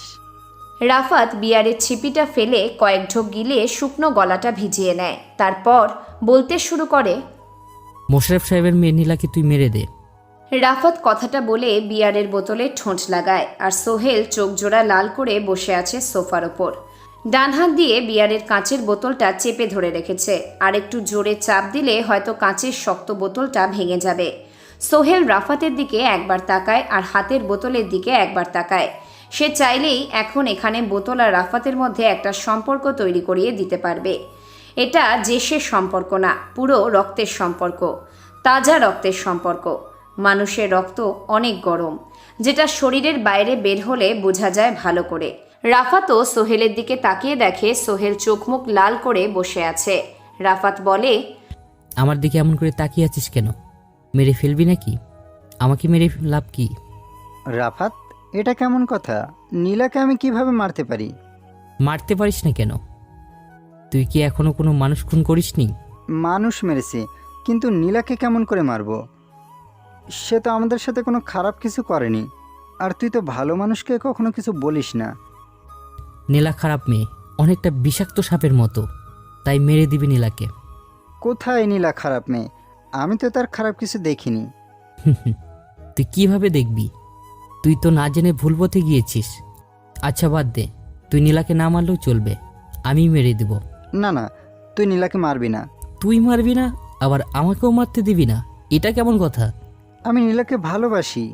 সোহেলের মুখ থেকে কথাটা শুনে রাফাত সোফা হতে উঠে দাঁড়ায় আর জোরে জোরে হাসতে থাকে। এমনভাবে হাসছে তাকে দেখে মনে হচ্ছে সে মাতাল হয়ে গেছে। সোহেল রেগে যায় রাফাতের এমন হাসা দেখে, তাই সে বলে, নেশা বেশি হয়ে গেছে তোর, আমি বুঝতে পারছি, তাই এমন সব অবাস্তব কথা বলছিস। এই সামান্য বিয়ার খেয়ে আমার নেশা হয়ে যাবে, এটা ভাবলি কি করে তুই? তাহলে এমন করে মাতালের মতো হাসছিস কেন? মাতালরা বুঝি এমন করে হাসে? কেন, তুই জানিস না কেমন করে হাসে? জানবো কিভাবে? আমি কি মদ খেয়ে মাতাল হয়েছি কখনো? আমি রুমে যাচ্ছি, তুই চাইলে যেতে পারিস আমার সাথে। তোকে আর আমাকে মারার জন্য নীলা লোক ভাড়া করেছে। সিঁড়ি দিয়ে উঠছে সোহেল। পিছন থেকে রাফাতের এমন কথা শুনে অবাক না হয়ে সে পারে না। নীলা লোক ভাড়া করেছে তাদের মারার জন্য। রাফাতের কথাটা কেন যেন বিশ্বাস হচ্ছে না সোহেলের। সিঁড়িতে দাঁড়িয়ে পিছনে ফিরে তাকায় সোহেল। রাফাত আগের ন্যায় সোফায় পায়ের উপর পা তুলে আরাম করে বসে আছে। তাকে দেখলে এখন পুরো বোঝা যাচ্ছে সে সিরিয়াস। সোহেল রাফাতকে উদ্দেশ্য করে বলে, নীলা আমাদের মারার জন্য লোক ভাড়া করেছে? নীলা। তুই এটা জানলি কি করে? কে বলেছে এই কথা? যেই বলেছে সেটা তোকে বলে লাভ নেই। আমি যে তোর কথা বিশ্বাস করব এর প্রমাণ কি? সোহেল, তুই জানিস আমি দরকারি কথা ছাড়া অন্য কোনো কথা বলি না, এটা আমি পছন্দও করি না। আমি একটা মেয়েকে ভালোবাসি, তোর কথার উপর বিশ্বাস করে তাকে আমি মেরে দেব, এটা কেমন কথা? আমি পারবো না এটা। আমার সাথে যে এতদিন ধরে আসিস, কখনো দেখছিস আমি গুরুত্বপূর্ণ কথা ছাড়া অন্য কিছু বলছি? আর যা বলছি সেটাও কিন্তু সব বাস্তবই হয়েছে। রাফাত, এইবারে বিষয়টা অন্য। আমি ভেবে নিয়েছি নীলাকে খুব তাড়াতাড়ি বিয়ে করব। তুই হয়তো এটা ভাবছিস, কিন্তু নীলা তোকে মেরে ফেলার চিন্তা করছে। আমি এই ব্যাপারে কালকে নীলার সাথে কথা বলবো। উত্তরে নীলা এটাই বলবে যে রাফাতের কথা তুমি বিশ্বাস করছো, সে আমাকে মেরে আমার বাবা সব কিছু লুটে নেবে, তার আগে তুমি রাফাতকে মেরে দাও, এমনটাই বলবে। আমার কথা মিলিয়ে নিবি তুই। এমনটা বলবে না নীলা, আমি আশা করি। পরে কি হবে সেটা শুনবি না। এখন তোর কথা শোনার আমার কোনো ইচ্ছাই নেই, তারপরে বল দেখি কি হবে। নীলার কথা অনুযায়ী তুই এসে আমাকে মেরে দিবি। যদি সেটাই তুই পারিস তারপর নীলা বলবে তোকে বিয়ের ব্যবস্থা করতে।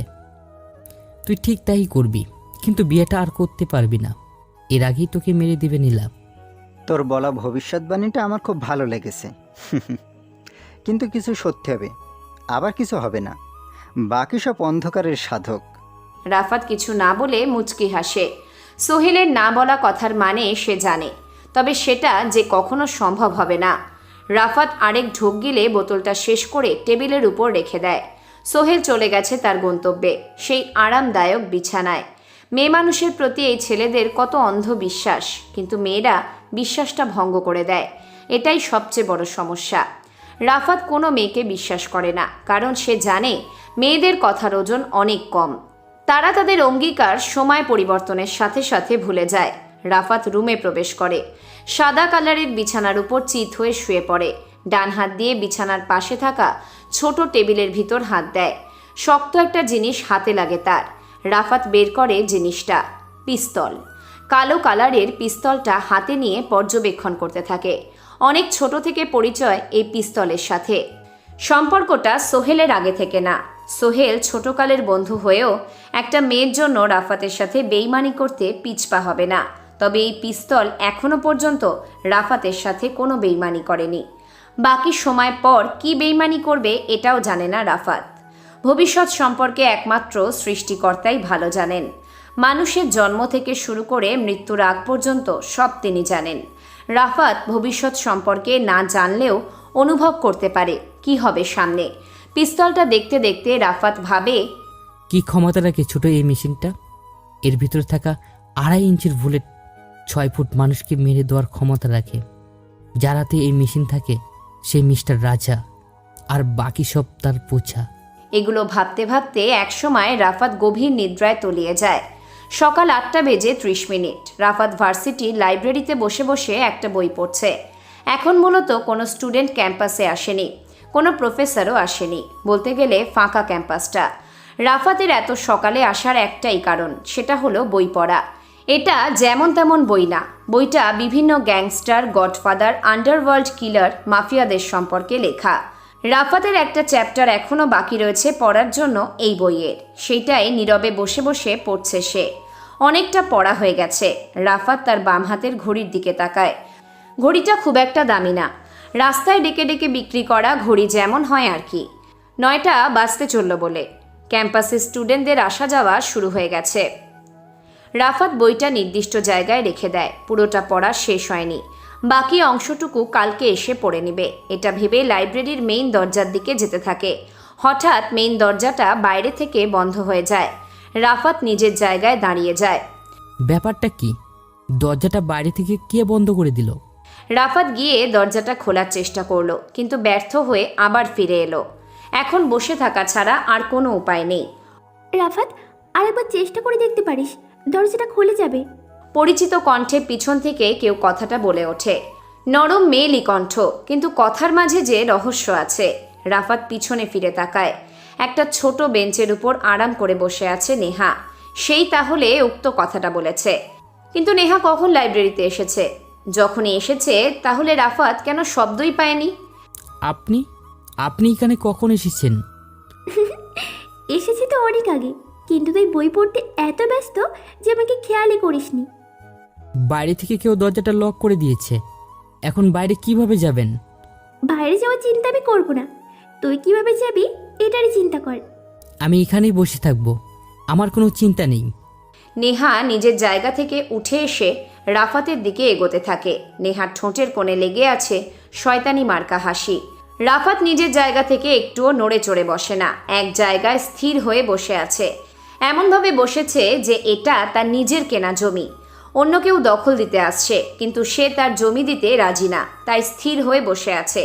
নেহা রাফাতের অনেক কাছে এসে দাঁড়ায়। এটা দেখে রাফাত বলে, কি হলো?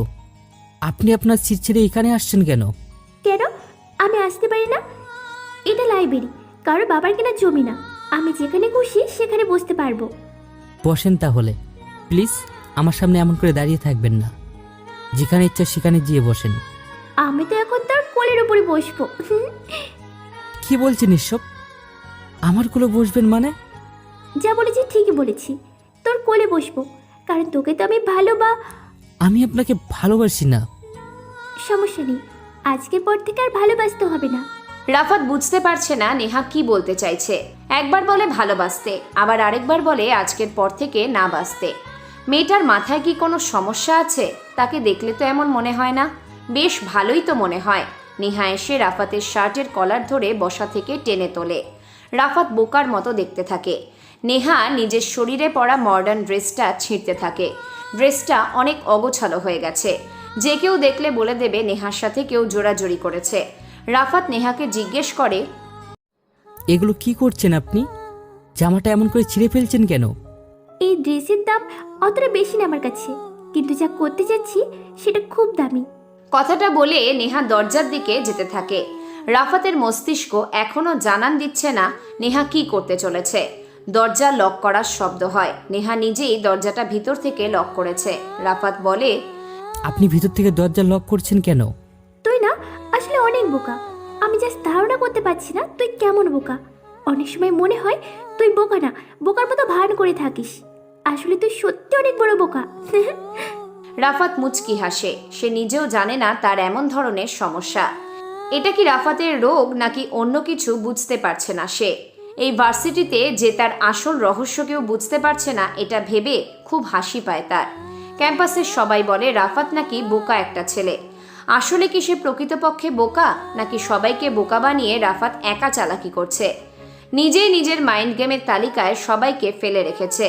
নেহা নিজের গুছানো চুলগুলোকে অগোছালো করে। রাফাতের সামনে এসে দাঁড়ায় সে। মাথার উপরে সাদা কালারের সিলিং ফ্যানটা নিঃশব্দে চলছে আর ঠান্ডা হাওয়া দিচ্ছে। বৈদ্যুতিক মাধ্যমে যে হাওয়া পাওয়া যায় তার মধ্যে নিজের কোনো অনুভূতি কাজ করে না। তবে প্রকৃতি থেকে আমরা যে হাওয়াটা পাই তার মধ্যে নিজেকে নিয়ে বহু কিছু অনুভব করা যায়। নেহা এসে রাফাতের ছাই কালারের শার্টের 3টা বোতাম খুলে ফেলে। রাফাত পিছিয়ে যায়। বাইরে থেকে শার্টের ভিতর রাফাতের জিম করা বডি ফিটনেসটা বেশ ভালোই দেখা যাচ্ছে। নেহা একটু অবাক হয়। ঢিলেঢালা পোশাক পরা ছেলেটা জিম করা বডি, এটা কি করে সম্ভব? জানার কৌতূহল বাড়ে নেহার মস্তিষ্কের ভিতর। মন সায় দিচ্ছে না তার। মন বলছে যা করার জন্য এসেছিস তা তাড়াতাড়ি করে ফেল। নেহা মনকে সায় দিয়ে পিছিয়ে যাওয়া রাফাতের দিকে এগিয়ে যায়। রাফাত পিছিয়ে যায়, নেহা এগিয়ে আসে। এমন অবস্থায় হঠাৎ রাফাত বলে ওঠে, আপনি এভাবে আমার দিকে এগিয়ে আসছেন কেন? আমি আসতে পারি না বুঝি? না, পারেন না। আপনি কি করতে চাচ্ছেন? একা একটা মেয়ে আর একটা ছেলের সাথে বন্ধ রুমে কি করবে বুঝতে পারছো না তুমি? এমন করে কথা বলছেন কেন? ঠিক করে কথা বলেন। আমি এখন অন্য মুডে আছি। চুপ, কথা বলবে না। চুপ করব না আমি। কি করবেন আপনি? তোমার সাথে এখন রোম্যান্স করতে ইচ্ছে করছে আমার। নেহা রাফাতের দিকে এগিয়ে আসছে। পিছনের দিকে দেওয়াল। রাফাত পিছনে গেলেও কাজ হবে না। ভয় পেয়ে যায় রাফাত। কি করবে এখন সে? একটাই উপায়। ব্যাগে হাত দেয় রাফাত। ঠান্ডা শক্ত একটা জিনিসে হাত লাগে তার। মুচকি হাসে রাফাত। ব্যাগের ভেতর হাত দিয়েছো কেন? কি আছে এটার ভিতর? নেহার কথার উত্তরে কোনো রকম জবাব দেয় না রাফাত। কোনো আগ্রহ হয় না নেহার কথার প্রতি। কোনো মানুষ আছে যার গলার স্বর, কণ্ঠের মুগ্ধতা, কথা বলার স্টাইল দিনে একবার না শুনলে ভালোই লাগে না। আবার এমন লোকও আছে যার গলার আওয়াজ একবার শুনলেই হলো, মাথা ধরে যায়। দুইটা ব্যাপারের মধ্যে কোনোটাই নেহার মধ্যে উপস্থিত নেই। রাফাত ব্যাগের ভিতর থেকে সেই শক্ত ঠান্ডা জিনিসটা বের করতে যাবে, তখনই দরজা ধাক্কানোর শব্দ হয়। রাফাত চমকে ওঠে। কি শুনল এটা? দরজা ধাক্কানোর আওয়াজ মনের ভিতর ছেদ করে উঠল। আজ সকাল থেকেই রাফাতের বাম পাশের চোখটা লাফাচ্ছে। অনেকে বলে থাকে বাম চোখ লাফালে নাকি বিপদ আসে, কিন্তু কেউ বিশ্বাস করে, আবার কেউ বিশ্বাস করে না। রাফাত বিশ্বাস না করা লোকের দলেই ছিল। তার অনেকবার বাম চোখ লাফিয়েছে, তবে কোনো বিপদে পড়েনি সে। তাহলে আজ কি কোনো বিপদে পড়বে সে? মনে তো হচ্ছে তাই। কেননা একটা মেয়ে একটা ছেলের সাথে বন্ধ রুমে আটকে আছে। ছেলেটার শার্টের বোতাম খোলা, মেয়েটার জামার কিছু অংশ ছেঁড়া। ভিতরে কি করছে তারা, এটা একমাত্র ভিতরের লোকেরাই ভালো বলতে পারবে। একের পর এক দরজা ধাক্কানোর আওয়াজ। রাফাত বুঝতে পারছে না এখন সে কিভাবে এই পরিস্থিতি থেকে বের হবে। নেহার দিকে তাকায় সে। শয়তানি মার্কা হাসি হাসছে। রাফাতের প্রচুর পরিমাণে রাগ লাগছে এখন। কি হবে যদি কেউ দেখে তাদের এমন অবস্থায়? ভার্সিটি থেকে নির্ঘাত বের করে দেবে। নেহা এমন মুহূর্তে হাসছে। মানে কি এটার? রাফাত বলে, দেখেন, আপনি নিজেকে ঠিক করেন। আমি এখন যে দরজাটা খুলে দিচ্ছি। সেটা তো হচ্ছে না, তুই এখানে দাঁড়িয়ে থাকবি। এটা কেমন কথা? কেউ যদি দেখে ফেলে আমাদের এমন অবস্থা, তাহলে কি হবে ভাবতে পারছেন? দেখলে দেখবে, আমার কোনো সমস্যা নেই। আপনার সমস্যা না থাকতে পারে, কিন্তু আমার আছে সমস্যা। কিছুক্ষণ পর সব সমস্যার সমাধান হয়ে যাবে, চিন্তা করিস না। আর কিছুক্ষণ পর সমস্যা আরও তৈরি হবে, আর আপনি বলছেন সমস্যার সমাধান হবে? নেহা রাফাতের ডান হাতটা ধরে দরজার দিকে টেনে নিয়ে যায়। রাফাত হ্যাঁচকা টান দিয়ে নিজের হাত ছাড়িয়ে নেয় নেহার কাছ থেকে। আপনি আমার সাথে কি করতে চাচ্ছেন? মিথ্যা অপবাদ দিয়ে দেব, তোর গায়ে কলঙ্কের দাগ লাগিয়ে দিব। কেন আপনি আমার সাথে এমন করবেন? তুই সেদিন আমাকে পুকুর পাড়ে অপমান করেছিলি, আমার করা প্রপোজ রিজেক্ট করেছিস তুই, তাই আজকে ছোট একটা শাস্তি তোর জন্য অপেক্ষা করছে। রাফাত বুঝে গেছে নেহা কি করতে চলেছে তার সাথে। সামনে যে কি হবে এটা বুঝে গেছে সে। এখন এই বিপদ থেকে বাঁচার কোনো উপায় নেই। নেহা বাঁচাও বাঁচাও বলে জোরে একটা চিৎকার দেয়। রাফাতের বুক কেঁপে ওঠে। হয়তো এখনই সবকিছু শেষ হয়ে যাবে। বাইরে থেকে আরো জোরে জোরে দরজা ধাক্কাচ্ছে। মনে হয় দরজাটা এখনই ভেঙে ফেলবে। মানুষ জীবনে 6 বার হেরে যায়। 1 টাকার কাছে, 2 ভালোবাসার কাছে, 3 সময়ের কাছে, 4 বিবেকের কাছে, 5 বন্ধুত্বের কাছে, 6 অবশেষে মরণের কাছে। আজকে রাফাত সময়ের কাছে হেরে গেছে। নিজেকে সময়ের দাস হিসেবে মনে হচ্ছে। বাইরে থেকে দরজা ধাক্কাতে ধাক্কাতে এক পর্যায়ে দরজাটা ভেঙে কিছু ছেলে মেয়ে ভিতরে প্রবেশ করে। ছেলে মেয়েগুলোর মধ্যে নেহার সকল বান্ধবীরাও উপস্থিত। সবাই এসে দেখে রাফাত দুহাত দিয়ে নেহার কোমর জড়িয়ে ধরে আছে, আর নেহা ছোটার জন্য লাফালাফি করছে। রাফাতের থেকে নেহাকে সরিয়ে আনা হলে সবাই দেখে রাফাতের শার্টের বোতাম খোলা। শাকিল নামের একটা ছেলে এসে রাফাতের শার্টের কলারটা ধরে। রাফাতের কাছে এটা পছন্দ হয়নি, তবুও সে কিছু বলে না। রাফাত চাইলেই অনেক কিছু করে ফেলতে পারতো এতক্ষণে, কিন্তু সে কিছু করছে না। শাকিল রাফাতের ডান গালে শব্দ করে একটা চড় মারে। রাফাত নিজের ডান হাত একবার মুঠ করছে, আবার মুঠ খুলছে। রাগের মাত্রা যেন অনেক বেড়ে গিয়েছে। রাফাতের এখন শাকিল চর মেরেছে বলে কোনো আফসোস নেই, সমস্ত রাগ নেহার উপর। মেয়েটা কি করলো? এমন একটা কাজে যে কি হবে সেটা কি জানে এই নেহা? হয়তো জানে, না জানলে আবার সে এগুলো করে রাফাতের সাথে। রাফাতকে এনে ক্যাম্পাসের মাঠে দাঁড় করানো হয়। শাকিল কাকে যেন একটা ফোন করে বলে, রাফাতকে মাঠে এনে রেখেছি। ওই পাশ থেকে কে কি বলছে কিছুই শোনা যাচ্ছে না। শাকিল মোবাইলটা পকেটে রেখে দেয়। রাফাত মাথাটা নিচু করে রাখে। সামনে কি হবে এটা সে ভাবছে না, বর্তমানে কি হবে এটাই বোঝার বিষয়। শাকিল কাকে ফোন করেছে? হয়তো ভার্সিটির কোনো বড় ভাইকে। শাকিল রাফাতের মুখ চেপে ধরে বলে, কিরে, ক্যাম্পাসে দেখতাম চুপচাপ থাকতি, বোকাশোকা চেহারা করে বসে থাকতি। আজকে নেহার সাথে কি করতেছিলি? কোনো ধারণা আছে তোর? রাফাত কিছু বলে না, মাথাটা আগের ন্যায় নিচু করেই রাখে। সে যদি মাথাটা উঁচু করত তাহলে দেখতে পেত আশেপাশে কত স্টুডেন্ট জমা হয়ে গেছে। সবার মুখে একটাই বাণী, রাফাতকে পিটিয়ে কতল করে ফেলা। শাকিল রাফাতের লম্বা কোকড়া চুলগুলোতে হাত দিয়ে চেপে ধরে। রাফাত একটা আসামির মতো করে দাঁড়িয়ে আছে, চাইলেই এমন ঝামেলা থেকে মুক্তি পাবে না সে। শাকিল রাফাতের মুখের কাছে মুখ নিয়ে বলে, এই সালামা, কথা বলছিস না কেন? জবান কি বন্ধ হয়ে গেছে? শাকিলের দেওয়া গালিটা রাফাতের মস্তিষ্ক মেনে নিচ্ছে না, বারবার এটাই কানের কাছে বাজতেছে। এবার আর রাফাত চুপ করে নেই, গলাটা হালকা করে ঝেড়ে নিয়ে বলে, শাকিল ভাই, এটা কিন্তু ঠিক না। আমার মাকে নিয়ে গালি দিবেন না। আমাকে যত পারেন গালি দেন, আমি কিচ্ছু মনে করব না। কেন রে, মাকে গালি দিয়েছি বলে সহ্য হচ্ছে না বুঝি? তাহলে তো আরো বেশি করে গালি দিব। সালা, তোর মা কেমন ছিল রে, যে তোর মতো একটা ছেলে জন্ম দিয়েছে? নিশ্চয়ই ব্যবসা ছিল।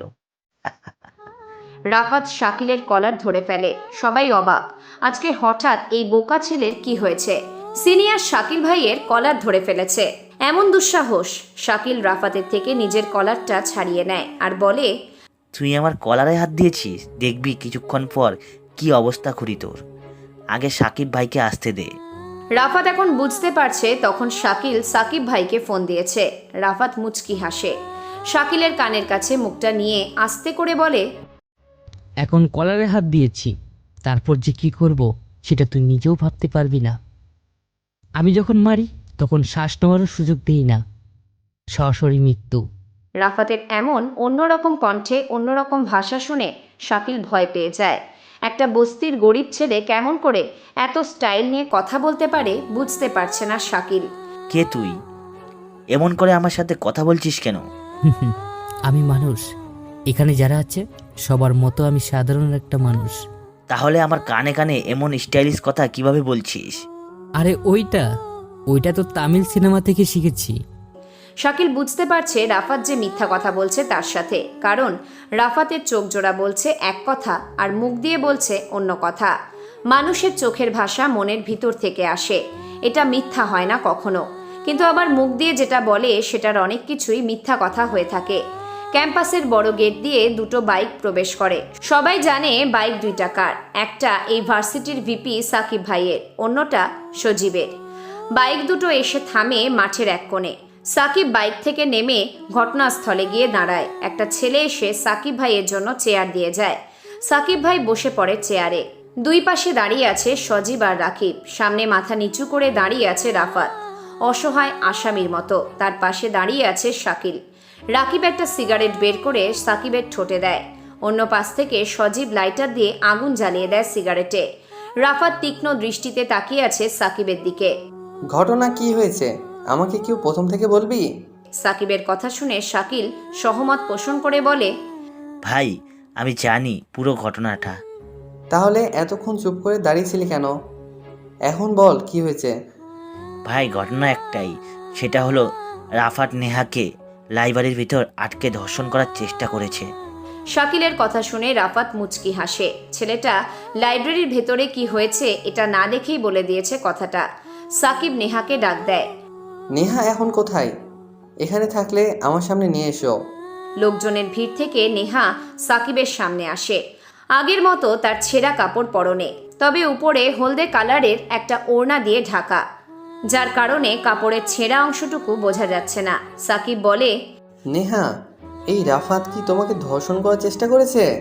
নেহা মিথ্যা কান্না করতে করতে বলে, এই বদমাসটা আমাকে লাইব্রেরিতে আটকে ধর্ষণ করার চেষ্টা করেছে। রাফাত, তুই আমার সামনে এসে দাঁড়া। শাকিল রাফাতকে জোরে একটা ধাক্কা দেয়। রাফাত নিজেকে কন্ট্রোল করতে না পেরে সাকিবের পায়ের কাছে গিয়ে পড়ে। দুই হাঁটুতে ভর দিয়ে অর্ধেক বসা অবস্থায় রাফাত। সাকিব লম্বা করে সিগারেটে একটা টান দিয়ে বলে, সিগারেট টানবি রাফাত? আমি সিগারেট খাই না। সিগারেট খাওয়া কিন্তু খারাপ না। তুই এখন যে মাইনকা চিপায় আটকে পড়েছিস, তোর উচিত ছিল এক প্যাকেট সিগারেট শেষ করা। রাফাত মুচকি হেসে বলে, আমাকে 5টা চুইংগাম এনে দেন, তাহলে সিগারেটের নেশা কেটে যাবে। কিরে, তুই কেমন মানুষ? এমন পরিস্থিতিতে পড়েও হাসতেছিস কেমন করে? আমি এমনই, অন্যদের থেকে আলাদা, নিজের স্টাইলে চলতে পছন্দ করি। সাকিব রাফাতের বুকের বাম পাশে একটা লাথি মারে। রাফাত নিচে পড়ে যায়। আশেপাশে থাকা সকলে এটা দেখে জোরে জোরে হাসতে থাকে। রাফাত নিচ থেকে উঠে দাঁড়ায়। সামনের চেয়ারে বসে থাকা লোকটাকে রাফাত চাইলেই হাতের ইশারায় শেষ করে দিতে পারে, কিন্তু সে এটা করবে না। দেখতে চায় সাকিব কত দূর পর্যন্ত যেতে পারে। সাকিব নেহাকে উদ্দেশ্য করে বলে, নেহা, তোমার বাবা তো এই শহরের কমিশনার, তা তিনি জানে এই ব্যাপারে? বাবাকে এখনো জানানো হয়নি। তুমি তোমার বাবাকে ফোন করে এখানে আসতে বলো। রাফাতের বিচার তিনি থানায় নিয়ে যেয়ে করবেন। নেহা একটু দূরে যায়। হয়তো তার বাবাকে সে জানাবে ভার্সিটির কোনো ছেলে তাকে ধর্ষণ করার চেষ্টা করেছে। আর একটা বাবা এটা শুনে কেমন করবে? নিশ্চয়ই ভালো কিছু করবে না। নেহার বাবা শফিক সাহেব পুলিশ ডিপার্টমেন্টের সবচেয়ে রাগী একটা অফিসার। আজকে যে রাফাতের সাথে কি হবে, কে বাঁচাবে রাফাতকে? ক্যাম্পাসের মাঠে সে 3টা পুলিশের গাড়ি থামে। প্রথম গাড়ি থেকে নেহার বাবা শফিক সাহেব নামে। পিছন থেকে আরও পুলিশ কনস্টেবল নেমে শফিক সাহেবের পিছনে পিছনে আসতে থাকে। ভার্সিটির সবাই বেশ মজা পাচ্ছে। বেশ কিছু বছরের ভিতর ক্যাম্পাসে এমন কোনো ঘটনা ঘটেনি। আজকে নতুন সূচনা তৈরি করেছে রাফাত। সাকিব বসা থেকে উঠে দাঁড়ায়। রাফাতকে উদ্দেশ্য করে বলে, আজকে তুই গেছিস রাফাত বেটা? নেহার বাবা যে পুলিশ কমিশনার হিসাবে কেমন তা আজকেই বুঝতে পারবি।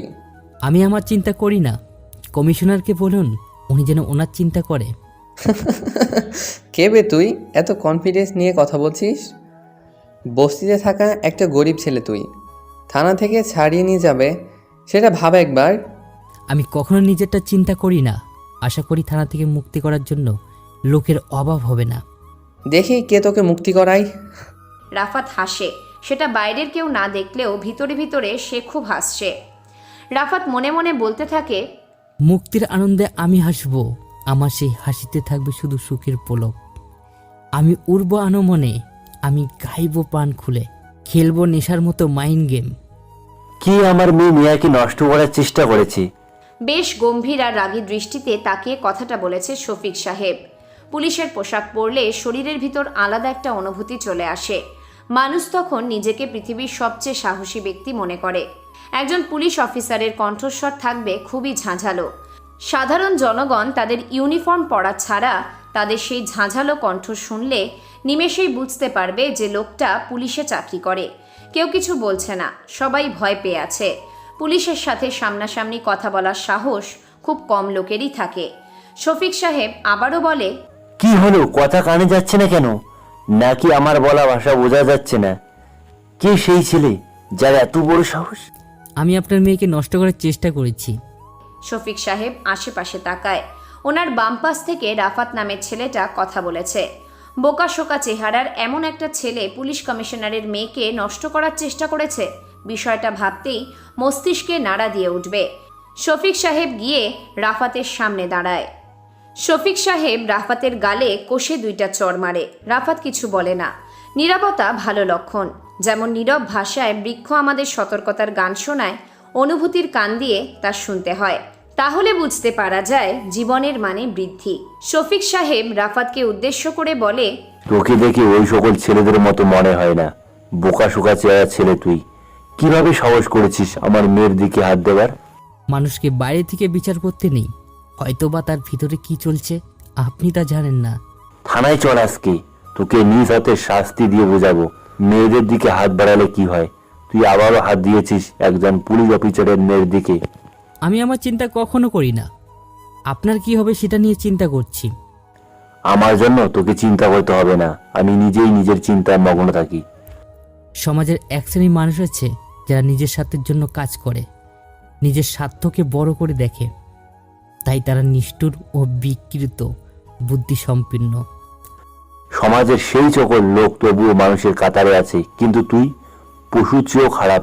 যেটা ভালো মানুষ খারাপ মানুষ কেউ পছন্দ করে না। তোকে এই সমাজে বাঁচিয়ে রাখার কোনো মানেই হয় না। পৃথিবীতে সবাই যদি সমান হতো তবে কেউ প্রতি সহানুভূতিশীল হতো না। আমি আপনার সমাজে বাস করার মতো ছেলে না। তুই চুপ কর, তোর কথা আমি আর একটাও শুনতে চাই। আমি শুধু এটাই বলবো যে পুলিশের দায়িত্ব সব কিছু দেখে শুনে তারপর বিচার করা। অন্য কারো কথায় কান দিয়ে যাচাই না করে বিচার করা, এটা আমার জানা ছিল না। আমার থেকে তুই বেশি জানিস, থানা গেলেই বুঝতে পারবি পুলিশ কি জিনিস। রাফাত পুলিশের সম্পর্কে কিছু না জানলেও অনেক কিছু জানে। শফিক সাহেব আজ বেশ রেগে গেছে, এটা তার লাল বর্ণের চেহারা দেখেই বোঝা যাচ্ছে। শফিক সাহেব আনোয়ার নামের একটা কনস্টেবলকে উদ্দেশ্য করে বলে, আনোয়ার, এই বদমাসটাকে গাড়িতে তোলো, কোনো মায়া করবে না। আজকে দেখবো তার কোন বাপ ছাড়িয়ে নিয়ে যায়। আনোয়ার হোসেন রাফাতের শার্টের পিছন থেকে চেপে ধরে। রাফাত এইবারও নিজেকে স্বাভাবিক করে রাখে। নেহার দিকে তাকায় সে। মেয়েটা নিজের চরিত্র নিয়ে মিথ্যা কথা বলেছে, এটা মূলত রাফাতকে ফাঁসানোর জন্য। নেহার পাশে দাঁড়িয়ে আছে শ্রাবণী, তার চোখেও রাফাতের প্রতি ঘৃণার ছাপ দেখতে পাচ্ছে রাফাত। রাফাত মুচকি একটা হাসি দিয়ে পুলিশের গাড়িতে গিয়ে বসে। আনোয়ার রাফাতের হাতে হাতকড়া পরাতে নেবে, তখন রাফাত বাধা দিয়ে বলে, আমার হাতে হাত করা পড়াতে হবে না, আমি পালিয়ে যাব না, থানায় যাব, সমস্যা নেই। আনোয়ার আজ পর্যন্ত তার জীবনে যতগুলো আসামি ধরেছে কেউ এমন কথা বলেনি। তাদের হাতে হাতকড়া পরানো থাকা সত্ত্বেও পালিয়ে যাওয়ার অনেক চেষ্টা করে, কিন্তু রাফাত ছেলেটা এমন কিছুই করছে না। সুন্দর করে গাড়িতে বসে আছে, যেন তার কোনো চিন্তা নেই। থানায় যাওয়ার সাথে সাথে কেউ তাকে এসে ছাড়িয়ে নিয়ে চলে যাবে। যত বড় কঠিন কাজই হোক না কেন, অনুকূল পরিবেশে ও উপযুক্ত সময়ে তা করার জন্য অগ্রসর হলে সেই কঠিন কাজ অতি সহজে সম্পাদিত হয়। প্রতিকূল পরিবেশে ও অনুপযুক্ত সময়ে তা শত চেষ্টাতেও সম্পন্ন করা যায় না। মানুষের মন জিনিসটি বড়ই রহস্যময়, সন্দেহ নাই এতে। পুলিশের গাড়ি এসে থামে থানার সামনে। আনোয়ার আগের মতো রাফাতের শার্টের কলারটা ধরে টেনে গাড়ি থেকে নামায়। তাদের পিছনে আরও দুইটা গাড়ি থামে। একটা গাড়ি থেকে শফিক সাহেব, নেহা, শ্রাবণী, প্রীতি নেমে দাঁড়ায়। অন্য গাড়ি থেকে 3-4টা পুলিশ অফিসার নামে। রাফাত হাত দুটো প্যান্টের পকেটে ঢুকিয়ে দাঁড়িয়ে আছে। নেহা এসে রাফাতের সামনে দাঁড়ায়। শফিক সাহেব হাঁটার মধ্যে আনোয়ারকে বলে, দক্ষিণ পাশের ফাঁকা রুমটায় একে নিয়ে রাখো, আমি আসতেছি। আনোয়ার বড় স্যারের কথা মতো রাফাতকে নিয়ে চলে যায়। নেহা, শ্রাবণী, প্রীতি একসাথে দাঁড়িয়ে আছে। শ্রাবণীর কাছে এটা বিশ্বাসই হচ্ছে না রাফাতের মতো এমন একটা বোকাশোকা ছেলে নেহার সাথে এমন কিছু করতে পারে। রাফাতকে দেখে এগুলো করার মতো ছেলে মনে হয় না। শ্রাবণী নেহাকে উদ্দেশ্য করে বলে, নেহা, রাফাত তোকে কি সত্যি নষ্ট করার চেষ্টা করেছে? এটা কেমন কথা শ্রাবণী? তুই তো নিজের চোখেই দেখতে পাচ্ছিস নেহার সাথে কি করতে গিয়েছিল ছেলেটা। প্রীতি, আমি কিন্তু তোকে প্রশ্নটা করিনি, যাকে প্রশ্নটা করেছি সে উত্তরটা দেবে। আশা করি বুঝতে পারছিস। নেহা এখন কিভাবে উত্তর দিবে? তুই নিজেও বুঝতে পারছিস সে এখন কোথা থেকে বেঁচে ফিরেছে। রাফাত এমন ছেলে না, সে কিভাবে এমনটা করতে পারে? সে কেমন? তাকে বাহির থেকে বোকাশোকা দেখা গেলেও সে ভিতর দিয়ে খুব শেয়ানা। শ্রাবণী, তুই যেন কি বলছিলি? রাফাত আমার সাথে খারাপ কিছু করতে চাচ্ছিল নাকি? হ্যাঁ, সে আমাকে নষ্ট করার চেষ্টা করেছিল। নেহার কথাটা যেন শ্রাবণীর বিশ্বাস হয় না। আজকে নেহা কেমন যেন ন্যাকামি করে কথা বলছে। আগে কখনো এমন করে কথা বলতো না। আর এমনিতেও শ্রাবণী অনেক বছর ধরে নেহার সাথে চলাফেরা করছে। নেহা কি সত্যি বলছে নাকি মিথ্যা, এটা শ্রাবণী বুঝে গেছে। কারণ নেহার চোখে মুখে ভয়ের কোনো চিহ্ন পর্যন্ত নেই। শয়তানি মার্কা একটা চেহারা করে রেখেছে। কোনো কিছু শেষ করে ফেলার পর মানুষজন যেমন উৎফুল্ল হয়ে থাকে, নেহার ক্ষেত্রে এমনটাই হয়েছে। তার চেহারায় মানুষকে ফাঁসানোর পর যেই হাসিটা লেগে থাকে, ঠিক সেই হাসিটা নেহার চেহারায় ভেসে উঠছে। নেহার প্রতি কেমন যেন একটা রাগ কাজ করছে শ্রাবণীর, কিন্তু রাগ হলেও শ্রাবণী নেহাকে কিছু বলতে পারবে না। অনেক বছরের বন্ধুত্বের সম্পর্ক তাদের মধ্যে গড়ে উঠেছে। এত বছরের সম্পর্ক একটা সাধারণ ছেলের জন্য ভেঙে ফেলতে পারবে না শ্রাবণী, তাই চুপ করে দাঁড়িয়ে আছে সে। আনোয়ার, তোমার মোবাইলটা দেওয়া যাবে? পিছনে ফিরে তাকায় আনোয়ার। ঠোঁটের কোণে হাসি ঝুলিয়ে কথাটা বলে রাফাত। রাফাত নামের ছেলেটা এখনও প্যান্টের পকেটে হাত ঢুকিয়ে রেখেছে। তাকে দেখে আনোয়ার কি বাক্য বলবে এটা বুঝতে পারছে না। মাথায় কোকড়া কোকড়া লম্বা চুল, চোখে মোটা ফ্রেমের চশমা, খোঁচা খোঁচা দাঁড়িয়ে আছে চোয়ালের মধ্যে। তার শরীরের গঠনটা কেমন যেন। রাফাতের ড্রেস আপের সাথে তার দাঁড়ানো স্টাইলটা মেলাতে পারছে না আনোয়ার। মধ্যবয়সী একজন কনস্টেবল আনোয়ার। পুলিশের চাকরির বয়সটা বেশি না, 5-6 বছর হবে হয়তো। তার চাকরির বয়সে সে রাফাতের মতো এমন একটা ছেলে দেখেনি। ছেলেটাকে দেখতে অনেক বোকা সহজ সরল টাইপের দেখা গেলেও ভিতরে ভিতরে সে যে অনেক চালাক, এটা আনোয়ার গাড়িতে রাফাতের সাথে বসেই বুঝতে পেরেছে। কি হলো এমন চুপ মেরে গেলে যে? তুমি মোবাইল ব্যবহার করো না বুঝি? আনোয়ার তার বাম হাত দিয়ে প্যান্টের বাম পকেটে হাত দেয়। মোবাইলটা আনোয়ারের পকেটের ভিতরেই রয়েছে, কিন্তু সেটা রাফাত কেন চাইছে? আসামিকে মোবাইল দেওয়া নিষিদ্ধ, এটা চিন্তা করে আনোয়ার মোবাইলটা বের করতে গিয়েও বের করলো না। সে রাফাতকে জিজ্ঞেস করে, মোবাইল ব্যবহার করি, কিন্তু তুই থানায় এসে মোবাইল খুঁজতেছিস কেন? আমি তোমাকে সম্মান দিয়ে কথা বলছি, কিন্তু তুমি আমাকে তুই তুই করে কেন বলছো? তুই আসামি, তোকে আবার কিসের সম্মান দেব? তুমি তোমার পকেটের ওই মোবাইলটা আমার হাতে দাও, তারপর বলছি কেন আমাকে সম্মান করতে হবে। আমি পারবো না তোকে মোবাইল দিতে, কারণ থানায় কেন আসামিকে মোবাইল দেওয়া নিষিদ্ধ করা। কেউ জানবে না, তুমি দাও আমাকে। এর পরিবর্তে তোমার পকেট গরম করার দায়িত্ব আমার। আমাকে ঘুষ দেওয়ার কথা বলছিস তুই? কত আছে তোর কাছে? যত চাও তুমি, এত পরিমাণ চাইবে যে তোমার পকেট যেন গরম হয়ে যায়। আনোয়ার হেসে উড়িয়ে দেয় রাফাতের কথাটাকে। কি বলছে ছেলেটা? সে নাকি আনোয়ারের পকেট গরম করার ক্ষমতা রাখে। যে ছেলে নিজের ভালো একটা পরার মতো জামা কাপড় নেই, পুরনো জামা কাপড় পরে থাকে, সে নাকি পুলিশকে দিবে ঘুষ। ভাবতেই অবাক লাগছে। আনোয়ারের হাসি দেখে রাফাতও হাসে, কেননা সে বুঝতে পারছে আনোয়ার কি ভেবে হাসতেছে। সে আনোয়ারকে জিজ্ঞেস করে, তোমার এমন হাসির কারণটা কি জানতে পারি? তুই আমাকে ঘুষ দিবি এটা ভেবেই পেট পেটে হাসি আসছে আমার। কেন, আমার কাছে কি তোমাকে ঘুষ দেওয়ার মতো টাকা নেই? আমাকে ঘুষ দিলে অনেক টাকা দিতে হবে, তোর কাছে এত টাকা নেই। কত চাই তোমার সেটা বলো, দেখি কেমন চাহিদা তোমার। 1 মিনিট কথা বললে 10,000 টাকা। আনোয়ারের কথা শেষ হওয়া মাত্র রাফাত পকেট থেকে ডান হাতটা বের করে নিজের মুখ চেপে ধরে হাসতে থাকে। আনোয়ার অবাক হয়ে যায়। রাফাত এমনভাবে হাসছে কেন? পাগল হয়ে গেছে নাকি ছেলেটা টাকার কথা শুনে? পাগল হলেও হতে পারে, কেননা রাফাতকে দেখে গরিব একটা ছেলে যে কেউ বলে দিতে পারবে তার কাছে 10,000 টাকা আসবে কোথা থেকে। কিভাবে দেবে আনোয়ারের টাকা, এটা ভেবেই হয়তো মাথা খারাপ হয়ে গেছে তার। আনোয়ার জিজ্ঞেস করে, কি রে এমন করে হাসছিস কেন? টাকার পরিমাণ বেশি হয়ে গেছে বুঝি? আচ্ছা যা, 10,000 টাকা দিতে হবে না, তুই গরিব আমি তা বুঝতে পারছি। তুই আমাকে 5,000 টাকা দিবি, এর কমে আমি আর পারবো না। তুমি তোমার মোবাইলটা বের করো, আমি তোমাকে 1 লাখ টাকাই দিব। মজা করছিস আমার সাথে? আমি কিন্তু মজার মুডে নেই এখন। রাফাত কখনো ডিলের সময় মজা করে না। আমি যেটা বলেছি সেটা তুমি পেয়ে যাবে, এটা নিয়ে চিন্তা করবে না। আচ্ছা যা, আমি তোর কথার উপর বিশ্বাস করলাম। কথাটা বলে সে নিজের পকেট থেকে মোবাইলটা বের করে। একবার রাফাতের দিকে তাকায়, আরেকবার মোবাইলের দিকে তাকায়। ছেলেটা কি সত্যি সত্যি লাখ টাকা দিবে, নাকি শুধু শুধু মিথ্যা ঢক মেরেছে? আর কাকেই বা সে ফোন দেওয়ার জন্য এত টাকা খরচ করছে? জানার খুব আগ্রহ আনোয়ারের মনের ভিতর। সে এটা মনের ভিতর চাপা না দিয়ে রাফাতকে বলেই ফেলে, কাকে ফোন দেওয়ার জন্য তুই এতগুলো টাকা আমাকে দিবি? তুমি এখন থেকে 1 মিনিট সময় আমাকে কিছুই জিজ্ঞাসা করতে পারবে না, কারণ এই 1 মিনিটের জন্য আমি তোমাকে কিনে নিয়েছি। আনোয়ার বোকা বনে যায়। ছেলেটা দেখতে বোকাশোকা হলেও তার কথার মধ্যে অন্যরকম কিছু একটা বোঝা যায়। ছেলেটা যে রহস্যময় এটা বুঝে গেছে আনোয়ার। রাফাত নিজের ডান হাতটা বাড়িয়ে দেয় আনোয়ারের দিকে। আনোয়ার নিজের মোবাইলটা রাফাতের হাতে দিয়ে দেয়। রাফাত মোবাইলটা নিয়ে একটু দূরে গিয়ে নাম্বার টাইপ করে কাকে যেন ফোন দেয়। একবার রিং হয়ে কেটে গেল, হয়তো অপরিচিত নাম্বার, তাই ধরেনি।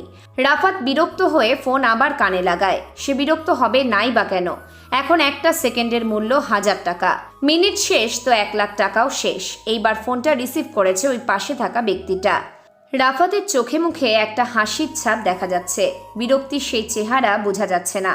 ওই পাশ থেকে লোকটা কি বলছে শুনতে পাচ্ছে না আনোয়ার।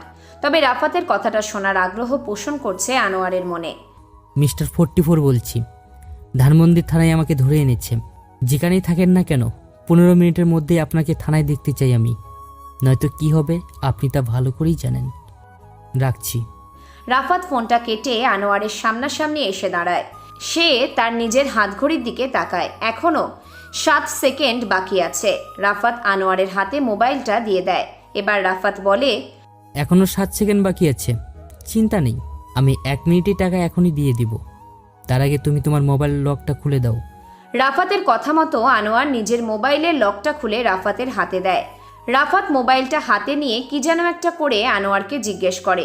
আমার কাছে তো এখন 1 লাখ টাকা নেই, তুমি তোমার ব্যাংকের অ্যাকাউন্ট নাম্বারটা আমাকে বলো, আমি তোমার অ্যাকাউন্টে সেন্ড করে দিচ্ছি। আনোয়ার নিজের ব্যাংক অ্যাকাউন্ট নাম্বার একটা একটা করে রাফাতকে বলতে থাকে। 2 মিনিট পর মোবাইলটা দিয়ে দেয় রাফাত। অ্যাকাউন্ট চেক করে দেখো, টাকা চলে গেছে। আনোয়ার নিজের ব্যাংক অ্যাকাউন্টের অ্যামাউন্টের পরিমাণ দেখে জ্ঞান হারানোর মতো অবস্থা। রাফাত নামের ছেলেটা যে রহস্যময় একটা ছেলে তার প্রমাণ পদে পদে পেয়ে যাচ্ছে আনোয়ার। বোকা শোকা চেহারা নিয়ে থাকে, তাহলে এর মানে একটাই, রাফাত ছদ্মবেশ নিয়ে এই শহরে ঘুরে বেড়ায়।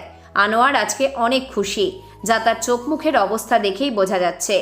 রাফাত এটা দেখে মুচকি হেসে বলে, আনোয়ার, আমি তোমাকে নাম ধরে ডাকতে পারি?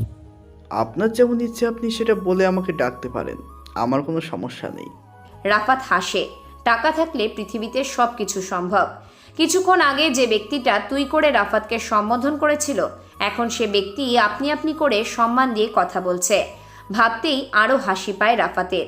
থানায় আসলে মানুষ বের হওয়ার জন্য কান্না করে, আর রাফাতের হচ্ছে তার বিপরীত।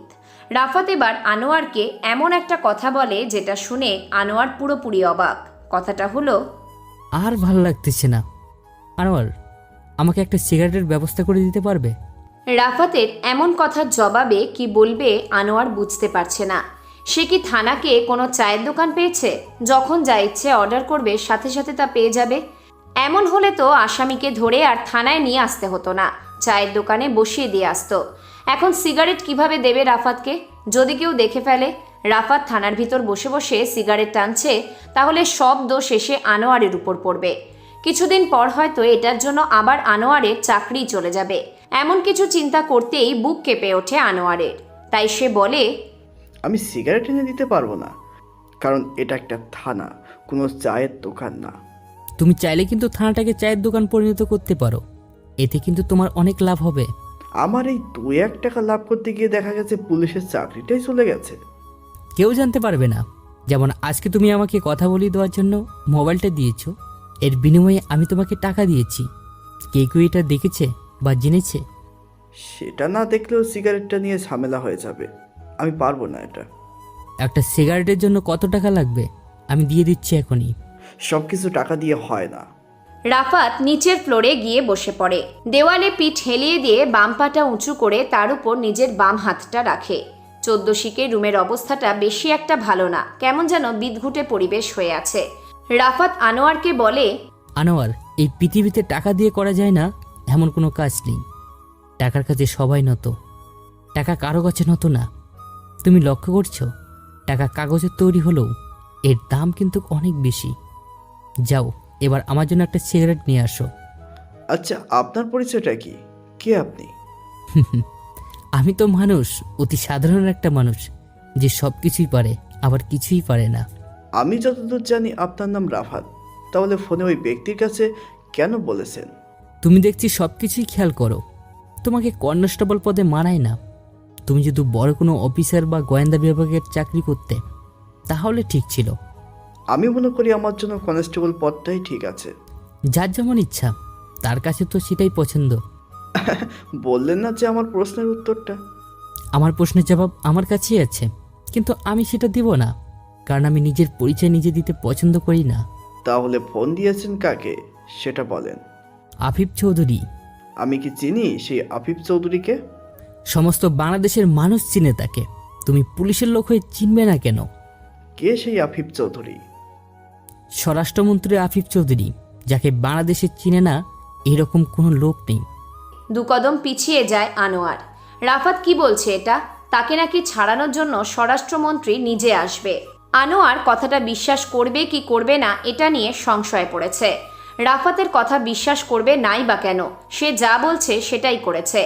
1 লাখ টাকা দেবে বলেছে, এটা দিয়ে দিয়েছে, তাহলে তাকে বিশ্বাস করা যায়। আবার অন্যভাবে চিন্তা করলে রাফাত দেখতে বোকা, সহজ সরল, গরিব একটা ছেলে। তাকে সাধারণ জনগণ পর্যন্ত দূর দূর করে, সেখানে একজন মন্ত্রী কিভাবে তাকে ছাড়াতে আসবে? কারো কাছে যদি রাফাত এই কথা বলে তাহলে রাফাতকে সবাই পাগল বলবে, সাথে তো আরও কত গালমন্দ আছেই। আনোয়ারের এমন চিন্তিত চেহারা দেখে রাফাত হেসে বলে, কি চিন্তা করছে আনোয়ার? আমাকে ছাড়ানোর জন্য স্বরাষ্ট্রমন্ত্রী কেন আসবে? আমি জানি তুমি এখন এটাই চিন্তা করছো, চিন্তা করবেই বা না কেন। আমার মতো এমন একটা ছেলের জন্য মন্ত্রী সাহেব তার নিজের সব কাজ ফেলে চলে আসবে, এটা শুনতে কেমন যেন অবিশ্বাসের মতো। আসলে এটাই বাস্তব। আমি এটা বুঝতে পারছি না, আপনার এত কিছু তাও কেন আপনি এই অবস্থায় থাকেন? সেটা না হয় একটা রহস্য থেকে যাক। আমি পুলিশের সাধারণ একটা কনস্টেবল, রহস্য উন্মোচন করা আমার কাজ না। আমি সবসময় আপনাকে রহস্যময় হিসেবে চিনে আসব।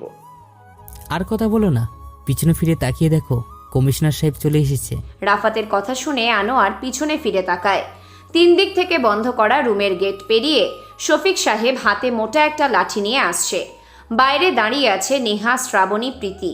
সবার চোখে আগ্রহের প্রতিচ্ছবি। কি করবে এখন শফিক সাহেব রাফাতের সাথে? সাধারণত লাঠি হাতে নিয়ে কোনো কমিশনার আসামির কাছে যায় না, জিজ্ঞাসাবাদ করতে হলে যদি যায় সেটাও আবার লাঠি ছাড়া। শফিক সাহেব গিয়ে রাফাতের সামনে দাঁড়ায়। তিনি আনোয়ারকে উদ্দেশ্য করে বলে, কি কথা বলছিল এতক্ষণ আনোয়ার এই বদমাসটার সাথে? স্যার, জিজ্ঞেস করছিলাম নেহা ম্যাডামের সাথে কেন এমন করতে গিয়েছিল। তা কি বলেছে এই ছেলেটা? ছেলেটার খুব ভাব আছে, আমাকে কিছু বলেনি। হ্যাঁ হ্যাঁ হ্যাঁ, এখন একটু বাদাম দিলে সব কিছু গড় গড় করে বলে দেবে। আমার শরীরে যেন একটা ফুলের টোকাও না লাগে। কেন রে, তোর শরীরের বাড়ি দিলে কি হবে? আমি জানি না কি হবে, তবে আপনার সাথে ভালো কিছু হবে না, এটা আমি নিশ্চিত। শফিক সাহেব রাফাতের দিকে এগিয়ে এসে তার মুখটা চেপে ধরে বলে, আমাকে ভয় দেখাচ্ছিস? এই ইউনিফর্মটা এমনি এমনি পরিনি, আজ তোকে দেখাবো আমি কেমন পুলিশ অফিসার। আবারও বলছি, আপনি যদি নিজের ভালো চান তাহলে আমার মুখ থেকে হাতটা সরিয়ে নিন। তুই আমাকে নির্দেশ দেওয়ার কে? ছোট পুষ্কি একটা ছেলে তুই, আমার সাথে কথা বলার তোর কোনো যোগ্যতা নেই। আমি আর আপনাকে সাবধান করব না, আপনি যা ইচ্ছা করতে পারেন। শফিক সাহেব রাফাতের কলারটা ধরে নিচ থেকে উপরে ওঠায়। নিজের সমবরাবর করে শফিক সাহেব একটু দূরে যায়। হাতের কালো মোটা লাঠিটা শক্ত করে চেপে ধরেন তিনি। রাফাতকে মারতে যাবেন তখনই পিছন থেকে একটা কথা শুনে লাঠিটা নামিয়ে নেন শফিক সাহেব। তিনি পিছনে ফিরে তাকান। রাফাতের শরীরে যদি আর একটা ফুলের টোকা লাগে তাহলে আপনার কি হবে সেটা ভাবতে আমার 2 সেকেন্ড সময়ও লাগবে না। আফিফ চৌধুরীকে থানায় দেখে কমিশনার শফিক সাহেব কি করবে বুঝতে পারছে না। স্বরাষ্ট্রমন্ত্রী নিজে থানায় এসেছে। শফিক সাহেবের হাত থেকে লাঠিটা নিচে পড়ে যায়। রাফাত এটা দেখে হাসে। সে নিজের চশমাটা খুলে হাতে নিয়ে দাঁড়ায়। রাফাত আনোয়ারের দিকে তাকায়। এই ছেলেটাও ভয় পেয়ে গেছে, তার হাত পা ভয়ে কাঁপছে। থানায় সাধারণত উপরের কোনো লোক আসলে ভয় পেয়ে যায় সবাই, সেখানে তো স্বয়ং স্বরাষ্ট্রমন্ত্রী নিজে এসেছেন। কে কি করবে বুঝতে পারছে না। থানাটা একেবারে নীরব হয়ে গেছে, এমন নীরব যে সবার শ্বাস ফেলার আওয়াজ ছাড়া অন্য কিছু শোনা যাচ্ছে না।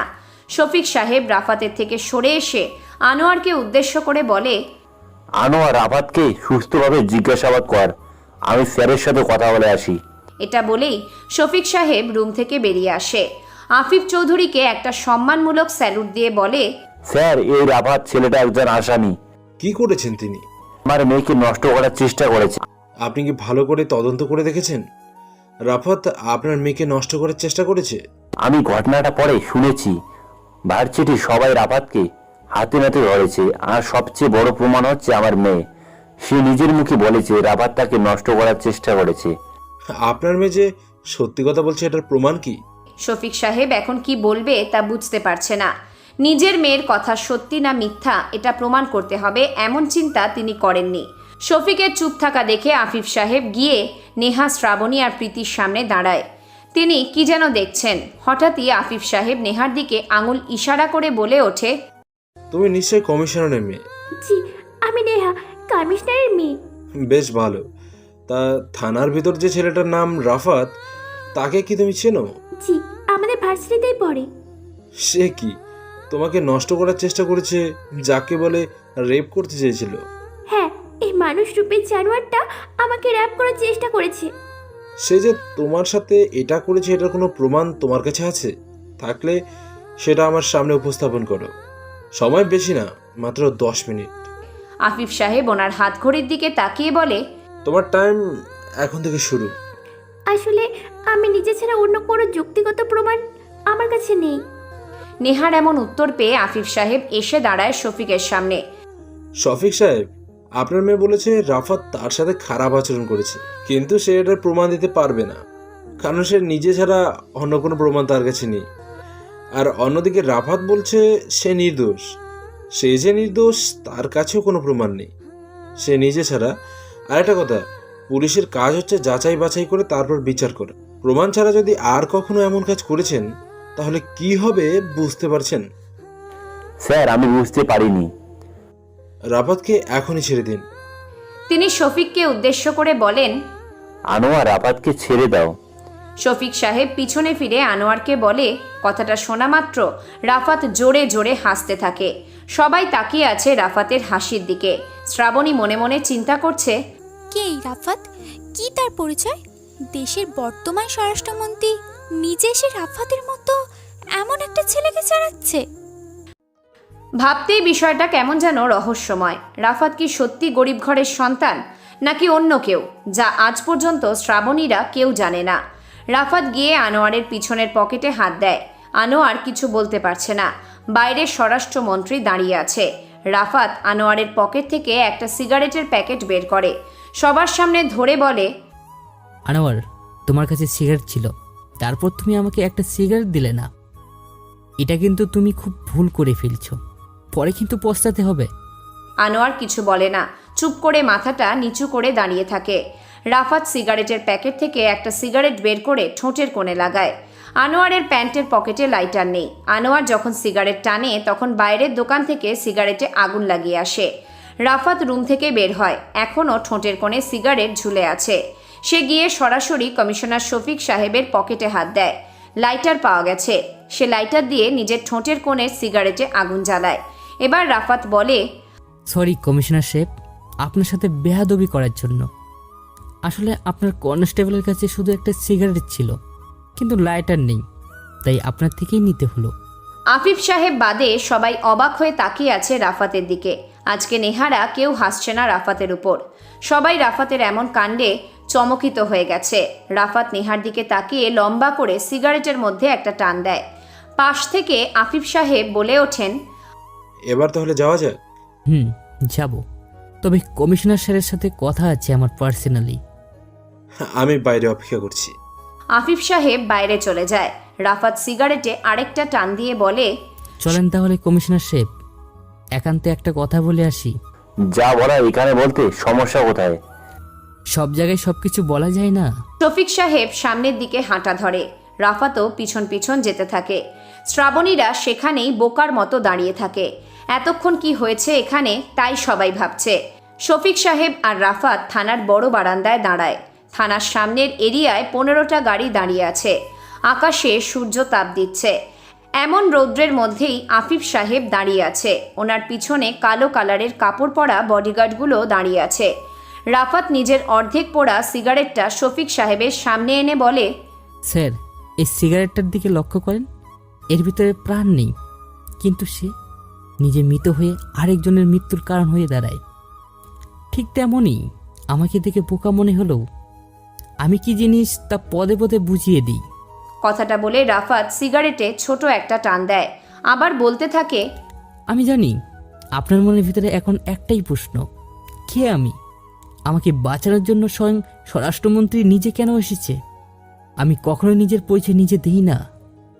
আপনি পুলিশ, আমি না হয় চুর হয়ে আপনার সামনে রহস্যময়ী হয়ে থাকবো। রাফাত শফিকের দিকে তাকিয়ে মুচকি একটা হাসি দিয়ে আফিফ সাহেবের দিকে এগিয়ে যায়। রাফাত গাড়িগুলোর কাছে যাওয়া মাত্র স্বরাষ্ট্রমন্ত্রী নিজে গাড়ির দরজা খুলে দেয়। রাফাত গাড়ির ভিতর প্রবেশ করে। এক এক করে থানার সামনে থেকে সবগুলো গাড়ি চলে যেতে থাকে।